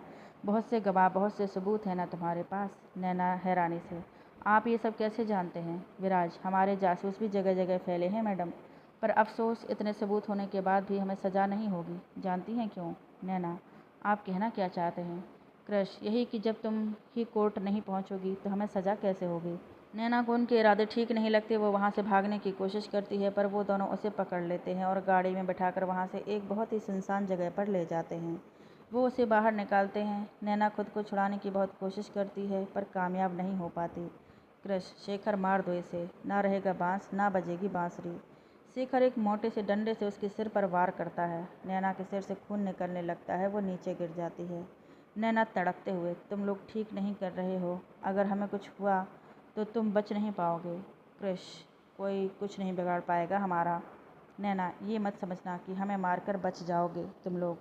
हम तो तुम्हें माफ़ करने वाले थे पर तुम इस लायक नहीं हो। याद रखना, तुम्हें तुम्हारे गुनाह की सज़ा ज़रूर मिलेगी। शेखर एक डंडा और मार देता है जिससे नैना की आंखें बंद हो जाती हैं। कृष, इसके चेहरे पर एसिड डाल दो जिससे इसकी लाश किसी को पहचान में ना आए और नदी में फेंक दो। वो दोनों ऐसा ही करते हैं। कुछ महीनों बाद सभी स्टूडेंट क्लासरूम में बैठे थे। तभी प्रिंसिपल सर क्लास में आते हैं, जिन्हें देखकर सभी स्टूडेंट खड़े हो जाते हैं। प्रिंसिपल सबको बैठने के लिए कहते हैं। वो किसी को आवाज़ लगाते हैं। एक लड़की अंदर आती है। प्रिंसिपल, स्टूडेंट्स, ये दृष्टि है, मेरे दोस्त डॉक्टर सोलंकी की बेटी, जो विदेश से अभी अभी लौटी है और अब वापस नहीं जाना चाहती है, तो आगे की पढ़ाई हमारे ही कॉलेज से करेगी। आई होप आप सब इसकी मदद करेंगे। कृष, डोंट वरी सर, हम शिकायत का मौका नहीं देंगे। दृष्टि मुस्कुराकर सबको हेलो बोलती है। सब एक टक उसे ही देख रहे थे। प्रिंसिपल, दृष्टि बेटा, जाओ जाकर बैठ जाओ। दृष्टि, जी अंकल, सॉरी सर। प्रिंसिपल वहाँ से चले जाते हैं। दृष्टि आगे बढ़ती है। कृष शेखर से, अपना सामान उठा और पीछे जाकर बैठ। शेखर पीछे जाकर विराज के साथ बैठ जाता है। शिवम के पास की सीट खाली थी। दृष्टि वहाँ जाकर, can I sit here? Shivam, yes sure, please sit. Krish, नहीं, आप वहाँ नहीं बैठ सकती। दृष्टि हैरानी से, वाई? कृष, वो सीट शेखर की है। वो शेखर को इशारा करता है। शेखर जाकर वहाँ बैठ जाता है। आप यहाँ बैठ जाइए। दृष्टि मुस्कुरा देती है और जाकर कृष के पास बैठ जाती है। दृष्टि, थैंक यू। कृष अपने हाथ आगे करके, हाय कृष। दृष्टि उससे हाथ मिलाकर, दृष्टि। कृष, नाइस नेम। दृष्टि मुस्कुरा देती है। कृष, आप कोई टेंशन मत लेना, यहाँ आपको कोई परेशानी नहीं होगी। कुछ भी काम हो मुझसे कह सकती हो। I am always there for you. Drishti मुस्कुराकर, या श्योर। धीरे धीरे वक्त आगे बढ़ता है। कृष और दृष्टि की दोस्ती गहरी होती चली जाती है। साथ ही साथ वो विराज और शेखर से भी। वहीं कृष और विराज और शेखर के बीच दूरियां भी आने लगती हैं और कहीं ना कहीं इस दूरी की वजह दृष्टि थी। फिर एक दिन कृष कैंटीन में अकेला बैठा होता है। दृष्टि उसके पास जाती है। दृष्टि, हाय कृष। कृष कहाँ है? आज यहाँ अकेले, बाकी सब? कृष, पता नहीं और पता भी नहीं करना मुझे। दृष्टि, हे क्या हुआ, तुम लोगों में कोई लड़ाई हो गई है क्या? कृष, ये शेखर अपने आप को कुछ ज़्यादा ही समझने लगा है। हमेशा मेरे आगे पीछे रहता था और अब मुझे ही अकड़ दिखाता है।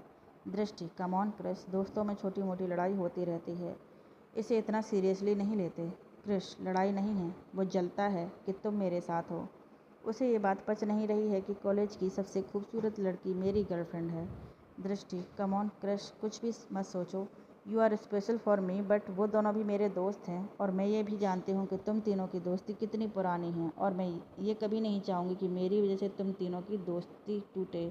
एक काम करते हैं, कल मेरा बर्थडे है। कृष हैरानी से, कल तुम्हारा बर्थडे है? दृष्टि, यही तो बताने आई थी मैं तुम्हें। कल मेरे बर्थडे की खुशी में हम चारों एक छोटी सी पार्टी करते हैं। कृष, छोटी सी क्यों, बड़ी पार्टी करते हैं ना। मैं करता हूँ तुम्हारे लिए पार्टी। दृष्टि, नो कृष, मुझे ये पार्टी वार्टी पसंद नहीं। मैं चाहती हूँ कि तुम लोग मेरी खुशी में शामिल हो, तो बस हम चारों एक छोटी सी पार्टी करते हैं। क्रिश, ठीक है, सिर्फ तुम्हारी खुशी के लिए। मैं उस शेखर को एक मौका और दे रहा हूँ, पर आखिरी मौका।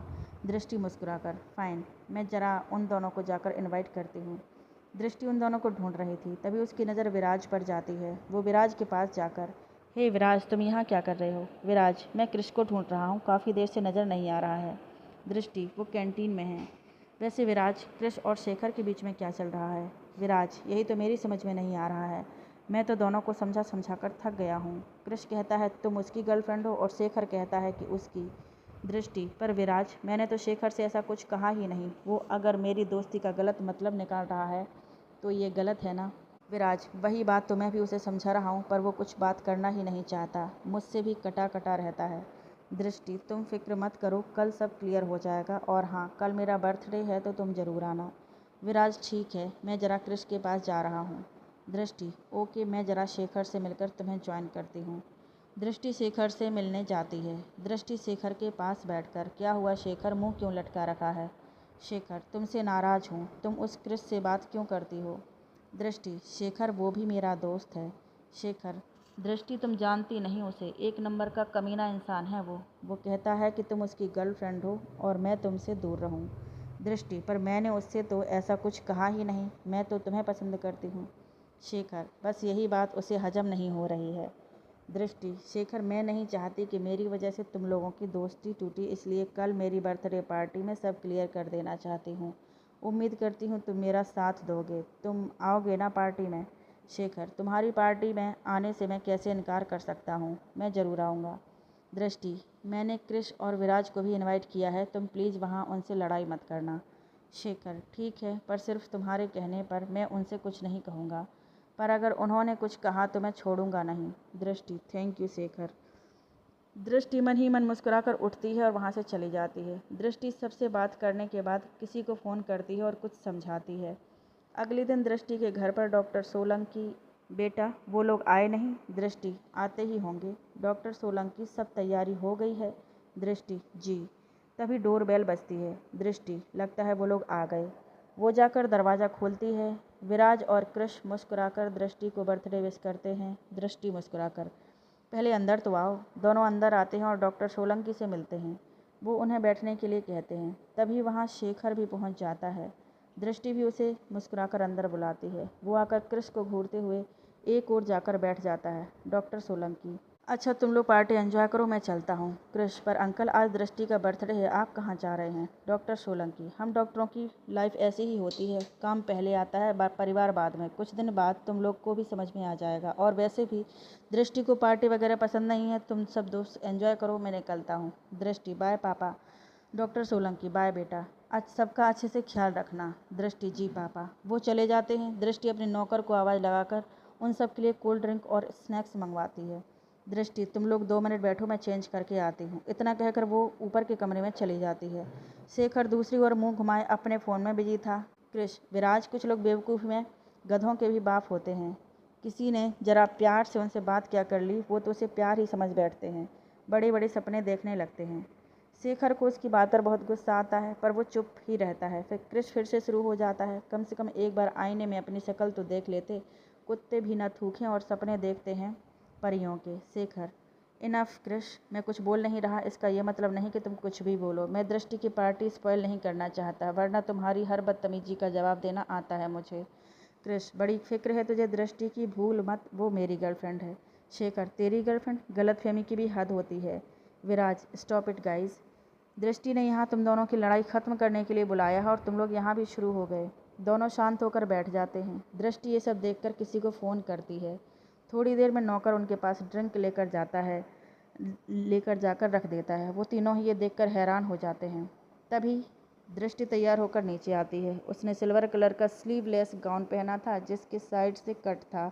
वो बहुत खूबसूरत लग रही थी। जब तीनों को की उस पर नज़र जाती है तो वो अपनी जगह पर खड़े हो जाते हैं और एक टक उसे ही देखते रह जाते हैं। दृष्टि उनके पास आकर, क्या हुआ, तुम लोग स्टैचू क्यों बन गए? अगर अच्छी लग रही हूँ तो तारीफ़ कर सकते हो। विराज मुस्कुराकर, यू लुकिंग गॉर्जियस। दृष्टि बैठते हुए, थैंक यू। तुम लोग खड़े क्यों हो, बैठो ना। शेखर उसके पास जाकर, मैं तुम्हारे लिए गिफ्ट लाया था। दृष्टि गिफ्ट लेकर, how sweet, thank you so much, बैठो ना। शेखर क्रिश को देखकर टेढ़ी मुस्कान के साथ दृष्टि के पास बैठ जाता है। क्रिश की आंखों में खून उतर आता है। वो दृष्टि की तरफ गिफ्ट बढ़ाकर, ये मेरी तरफ से छोटा सा गिफ्ट मेरी खूबसूरत परी के लिए। दृष्टि खड़ी होकर क्रिश को साइड हग करके, you are such a sweetheart, thank you so much. अरे तुम लोगों ने ड्रिंक नहीं ली, मैं बनाती हूँ, बैठो ना। क्रिश, पहले एक सेल्फी हो जाए। दृष्टि, या श्योर। क्रिश दृष्टि के कंधे पर हाथ रखकर एक सेल्फी लेता है। दृष्टि बैठ जाती है। क्रिश शेखर की तरफ एक विजयी मुस्कान के साथ देखता है और बैठ जाता है। शेखर अपनी मुट्ठियां भींच कर रह जाता है। दृष्टि, अरे आइस तो है ही नहीं, मैं अभी लेकर आती हूँ। वो चली जाती है।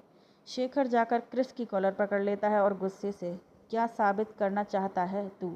तेरी हिम्मत कैसे हुई मेरी दृष्टि को छूने की? क्रिश गुस्से से उसका गला पकड़कर, अबे साले वो तेरी कब से हो गई? उसने थोड़ा मुस्कुरा कर तुझसे बात क्या कर लिया? मतलब वो तुझसे प्यार करने लगी? साले शक्ल देखी है, हर लड़की से पिट कर आता है और दृष्टि जैसी लड़की तुझे पसंद करेगी? तूने ये सोच भी कैसे लिया? शेखर, शक्ल देखकर अगर लड़कियां किसी से प्यार करती ना तो तेरे आगे पीछे लड़कियों की फौज होने चाहिए थी, पर मुझे तो नज़र नहीं आ रही, इसलिए तू दृष्टि पर ही चांस मार रहा है, ये जानते हुए भी कि वो मुझसे प्यार करती है। विराज किसी तरह उन दोनों को एक दूसरे से अलग करता है। विराज, क्या कर रहे हो तुम लोग? अरे दोस्त हैं हम, आज तक जो भी किया साथ में किया, हर चीज़ में साथ रहे हैं, तो फिर आज एक मामूली सी लड़की के लिए आपस में क्यों लड़ रहे हो? हमेशा की तरह इसको भी मिल बांट कर एंजॉय करते हैं ना। ये सुनकर दोनों विराज की गर्दन पकड़ लेते हैं। शेखर, साले तेरी हिम्मत कैसे हुई दृष्टि के लिए ऐसा बोलने की? जिन लड़कियों की तू बात कर रहा है उनमें और दृष्टि में ज़मीन आसमान का फ़र्क है। क्रिश, हाँ, और अपने जैसा समझ रखा है हमें, जो हर लड़की को एक ही नज़र से देखता है। I love her and she love me. Shekhar Krish से, ए तू ज़्यादा उड़ मत। विराज दोनों से खुद को छुड़ाकर, बस करो तुम दोनों, जितनी सीधी समझ रहे हो ना उसे, उतनी वो है नहीं। इस्तेमाल कर रही है तुम दोनों का, खेल रही है तुम दोनों के साथ। शेखर, तू ना अपनी ज़बान बंद रख, मैं अच्छे से जानता हूँ उसे, वो ऐसी बिल्कुल भी नहीं है। क्रिश, हाँ, ये इडियट गलतफहमी का शिकार है, उसकी दोस्ती को प्यार समझ रहा है। शेखर, गलतफहमी तुझे हो रही है। वो दोनों आपस में बहस कर रहे थे। विराज की नज़र दृष्टि पर जाती है, जो बर्फ़ लेकर आ रही थी। वो चुपके से निकलकर उसके पास चला जाता है और जानबूझकर उससे टकरा जाता है, लेकिन वो गिरती इससे पहले ही उसे संभाल लेता है। विराज, कमाल है यार, तुम्हें देखकर तो हमें फिसलना चाहिए और फिसल तुम रही हो। दृष्टि, क्या मतलब? विराज दृष्टि के गालों पर उंगलियां फेरकर, घर में अकेली हो और हम तीनों को बुलाया, अपने पापा को भी भेज दिया, इरादा क्या है? दृष्टि उसे दूर करके उसके गाल पर तमाचा जड़ देती है। क्रस और शेखर का ध्यान भी उस ओर जाता है। Drishti, you bastard, how dare to touch me. College में सब तुम लोगों के बारे में सच कहते हैं कि तुम लोगों के दिमाग में गंदगी भरी हुई है, तुम लोग दोस्ती के लायक नहीं हो, निकल जाओ मेरे घर से। विराज दृष्टि का हाथ मोड़कर उसकी पीठ से लगा देता है। ये देखकर क्रिस और शेखर उनके पास पहुंचते हैं और दृष्टि को हटाकर विराज से भिड़ जाते हैं। विराज खुद को बचाने की कोशिश करते हुए, एक 2 टके की लड़की के लिए तुम लोग मुझे मार रहे हो? दिख नहीं रहा ये लड़की हमारे बीच फूट डाल रही है? मैं तो बस इससे यही कह रहा था कि ये अपना खेल बंद करे जो ये तुम दोनों के साथ खेल रही है। शेखर, तुझे क्या लगता है तू कुछ भी बोलेगा और हम मान लेंगे? हम जानते नहीं क्या तुझे, कितना कमीना है तू। कृष बिल्कुल सही बोल रहा है शेखर, हमेशा हमारे कंधे पर बंदूक रखकर अपना मतलब पूरा करता रहता है। विराज उन्हें धक्का देकर, हाँ, जैसे तुम लोग तो दूध के धुले हो, झांक कर देखो अपने अंदर कितने कांड करके बैठे हो। दृष्टि बीच में आकर, गाइस प्लीज़ स्टॉप इट, मैंने यहाँ तुम लोगों को झगड़ा खत्म करने के लिए बुलाया था और उल्टा तुम लोग लड़ने लगे। विराज, ज़्यादा नाटक मत करो, इस लड़ाई की वजह तुम ही हो। कृष, विराज दृष्टि से बदतमीजी नहीं। विराज, ठीक है, आज इससे ही क्लियर कर लेते हैं सब। शेखर, इसकी कोई ज़रूरत नहीं, मुझे कुछ नहीं जानना, तुम लोग निकलो यहाँ से। कृष, ओ हेलो, मैं क्यों जाऊँ, तुम लोग निकलो यहाँ से। दृष्टि, प्लीज़ स्टॉप इट, आखिर प्रॉब्लम क्या है? विराज, प्रॉब्लम तुम हो, ये दोनों तुम्हारी वजह से आपस में लड़ रहे हैं। दृष्टि क्रिस की तरफ देखकर, मेरी वजह से? मैंने क्या किया? क्रिस, तुमने कुछ नहीं किया, इसे तुम्हें लेकर गलत फहमी है कि तुम इससे प्यार करती हो। दृष्टि हैरानी से, वाट, मैंने ऐसा कब कहा? शेखर, तुमने ही तो कहा था कि तुम मुझे लाइक करती हो। दृष्टि, हाँ मैंने कहा था, पर लाइक करने का ये मतलब तो नहीं निकालता कि मैं तुमसे प्यार करती हूँ। Shekhar, but Drishti, I love you. Drishti, listen Shekhar, it's your problem not my. Krish, हो गया क्लियर, अब तो कोई कन्फ्यूजन नहीं है। दृष्टि सिर्फ मुझसे प्यार करती है। शेखर, लेकिन दृष्टि, तुमने तो कहा था कि क्रिश की हरकतें तुम्हें पसंद नहीं, तुम मुझसे कोई रिश्ता नहीं रखना चाहती। क्रिश हैरानी से दृष्टि की तरफ देखता है। दृष्टि, नो बेबी, इनफैक्ट ये मुझसे कहता था कि मैं तुमसे बात ना करूं क्योंकि तुमने बहुत सी लड़कियों की लाइफ डिस्ट्रॉय की है, तुम मेरे साथ भी ऐसा ही करोगे। क्रिश, अच्छा, जैसे कि ये तो बहुत दूध का धुला है, बताऊं क्या क्या किया तुमने। विराज, देख लो ये कैसे तुम दोनों के साथ खेल रही थी। दृष्टि, बकवास कर रहा है ये, बल्कि ये तो मुझसे कहता था कि मैं तुम दोनों से दोस्ती तोड़ दूं और उसके साथ रहूं क्योंकि तुम दोनों के हाथ खून से रंगे हुए हैं। तुम लोगों ने अपने हाथों से क्या नाम बताया था? हाँ, नैना और नियति का खून किया है। कृष, नहीं, इन्हें तो इस शेखर ने मारा था, उन्हें तो, मेरा इसमें कोई हाथ नहीं। शेखर, अच्छा, और ऐसा करने के लिए मुझसे किसने कहा था? तुम लोगों ने। नैना के चेहरे पर एसिड डालने किसने डाला था? इस विराज ने, और आज सारा इल्ज़ाम मुझ पर ही डाल दिया। कृष, ये सब विराज का आइडिया था, मेरा कोई कसूर नहीं। विराज, अरे वाह, भूलो मत, वो हम सबके गले की हड्डी बन गई थी। तुमने ही कहा था कि मैं कोई रास्ता ढूंढूं, तो मैंने ये रास्ता निकाला था। जो भी किया हम सबने मिलकर किया। कृष, ठीक है, मान लिया, पर नियति के मामले में तो मेरी कोई गलती नहीं। इस शेखर को ही उससे अपनी इंसल्ट का बदला लेना था, इसने ही उसे मारा था। शेखर, जैसे कि मुझे अकेले ही उससे प्रॉब्लम थी, भूल गए? उसकी रिजेक्शन तुम लोगों से भी पच नहीं रही थी, तुम लोगों को भी बदला लेना था उससे, और अखिल से दोस्ती करके नियति को फंसाने का आइडिया तुम्हारा ही था। कृष, मेरा नहीं, इस विराज का था। विराज, हाँ, मेरा आइडिया था, पर उसे मारा तो शेखर ने था, जबकि वो मरी भी नहीं थी। लेकिन इस इडियट की वजह से हमें लगा वो मर गई, बहुत बुरी तरह फंस गए थे हम। शेखर, हाँ, तो बताया भी तो, मेरे डैड ने अखिल को इस पर केस में फंसा कर बचाया। कृष, अच्छा, पर जब नियति वापस आई तब, अगर उस दिन मैं उसका एक्सीडेंट नहीं किया होता तो मेरे डैड ने पुलिस को नहीं संभाला होता तो आज सब हम जेल में होते। दृष्टि ये सब सुनकर मुस्कुराने लगती है। तभी एक कमरे से कुछ लोग बाहर निकलते हैं जिसे देखकर वो सब डर जाते हैं। अखिल, नियति, शालिनी जी और डॉक्टर सोलंकी के साथ कुछ पुलिस वाले और कुछ और लोग भी थे। वो ये सब देखकर हैरानी से दृष्टि की ओर देखते हैं। दृष्टि हैरानी से, पापा ये सब लोग कौन हैं? शालिनी, सुन लिया आप सब लोगों ने, आज इन सब ने अपने मुंह से अपना गुनाह कबूल कर लिया, इसलिए मैं आज आप सबको यहाँ लेकर आई थी ताकि आप सब अपनी आंखों से देख सके और सुन सके। तो बोलिए जज साहब, अब तो इन्हें सज़ा मिलेगी ना? जज साहब, बिल्कुल मिलेगी इंस्पेक्टर, अरेस्ट देम। पुलिस उन्हें अरेस्ट कर लेती है। वो लोग बहुत कोशिश करते हैं, बहुत मिन्नतें करते हैं, पर खुद को बचा नहीं पाते। क्रिस, दृष्टि, please help me, after all you love me. दृष्टि, व्हाट? तुमने ये सोचा भी कैसे कि मैं तुमसे प्यार करूँगी? मुझे ये सब पहले से पता था और इसलिए मैंने तुम लोगों से दोस्ती की। किसी का कर्ज उतारना था मुझे, समझ नहीं आ रहा? कोई बात नहीं, जेल में बहुत वक्त मिलेगा, आराम से सोचना, शायद समझ आ जाए। विराज, तुम्हें मैं छोड़ूंगा नहीं। डॉक्टर सोलंकी दृष्टि के पास आकर, किसकी हिम्मत है जो मेरी बेटी को नुकसान पहुंचा सके? दृष्टि मुस्कुरा देती है। पुलिस उन्हें लेकर चली जाती है। शालिनी अखिल और नियति की तरफ इशारा करके, सर, इन दोनों को वापस कॉलेज ज्वाइन करना है और कॉलेज वालों को इसका ऑर्डर देना होगा कि वो इन्हें वापस एडमिशन दें।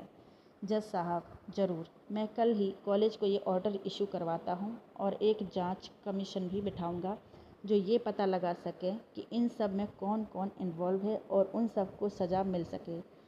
फिर अखिल और नियति से, तुम लोग कल से ही कॉलेज ज्वाइन कर सकते हो। अखिल और नियति उन्हें थैंक्स बोलते हैं। जज साहब अपनी टीम के साथ वहाँ से चले जाते हैं।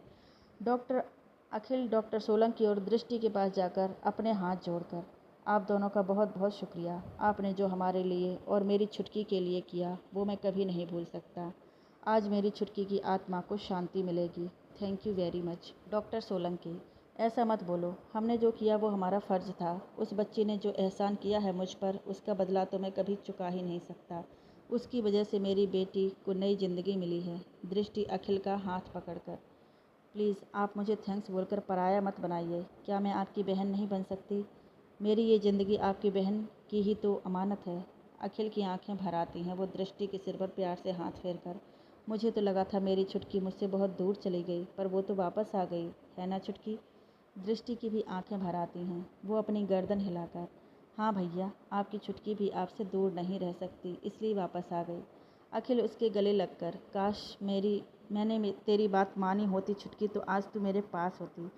दृष्टि, आपकी छुटकी भी आपसे उतना ही प्यार करती थी, इसलिए तो मुझे आपके पास छोड़ गई।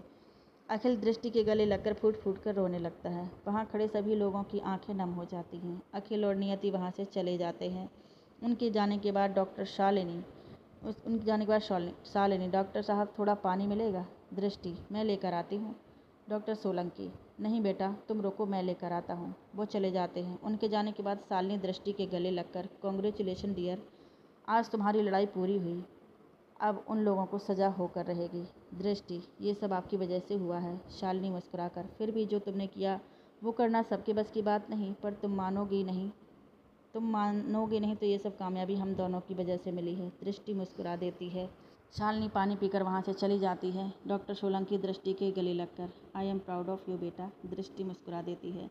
अगले दिन कॉलेज में क्रिश और उसके दोस्तों के अरेस्ट होने की खबर से सब शॉक में थे। साथ ही साथ अखिल और नियति को देखकर सब हैरान हो जाते हैं।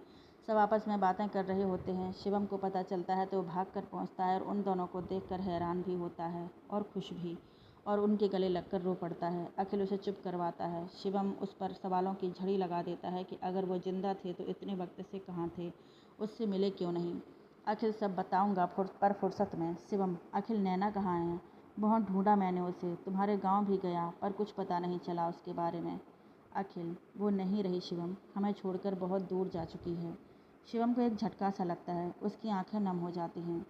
तभी अखिल की नज़र दृष्टि पर जाती है। अखिल दृष्टि के पास जाकर उससे मिलता है। शिवम हैरान नज़रों से उन दोनों को बात करते हुए देखता है। सब वहाँ से अपने क्लास में जाते हैं। वहीं शिवम के दिमाग में नैना ही घूम रही थी, और दृष्टि और अखिल एक दूसरे को कैसे जानते हैं और अचानक से नैना को क्या हुआ। सवाल बहुत थे पर जवाब एक भी नहीं। उसका मन नहीं लगता। क्लास खत्म होने पर सब वहाँ से निकल जाते हैं। शिवम अपने ख्यालों में खोया चला जा रहा था कि दृष्टि से टकरा जाता है। दोनों ज़मीन पर गिर जाते हैं। शिवम झट से उठ जाता है और दृष्टि को सहारा देकर उठाता है। दृष्टि, देखकर चला कीजिए शिवम जी, हर किसी से टकराना अच्छी बात नहीं होती। शिवम, आई एम सॉरी, मेरा ध्यान कहीं और था। दृष्टि मुस्कुरा देती है, फिर अपने हाथ आगे करके, thank you. Shivam, thank you किस लिए? दृष्टि, हाथ तो मिलाइए, या लड़कियों से हाथ मिलाने से एलर्जी है? शिवम मुस्कुराकर, नहीं वो बात नहीं है। वो दृष्टि से हाथ मिलाता है। दृष्टि, थैंक यू हमारी इतनी मदद करने के लिए, और हाँ, आप मुस्कुराते हुए अच्छे लगते हैं। शिवम हैरानी से उसे देखता है। दृष्टि मुस्कुराते हुए आगे बढ़ जाती है। शिवम को अपने हाथों में कुछ महसूस होता है। वो देखता है तो एक नोट होता है। वो दृष्टि की तरफ देखता है।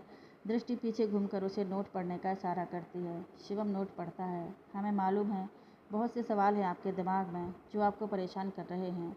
अगर जवाब जानना चाहते हैं तो शाम 5 बजे डिलाइट कैफ़े में आकर हमसे मिलिए।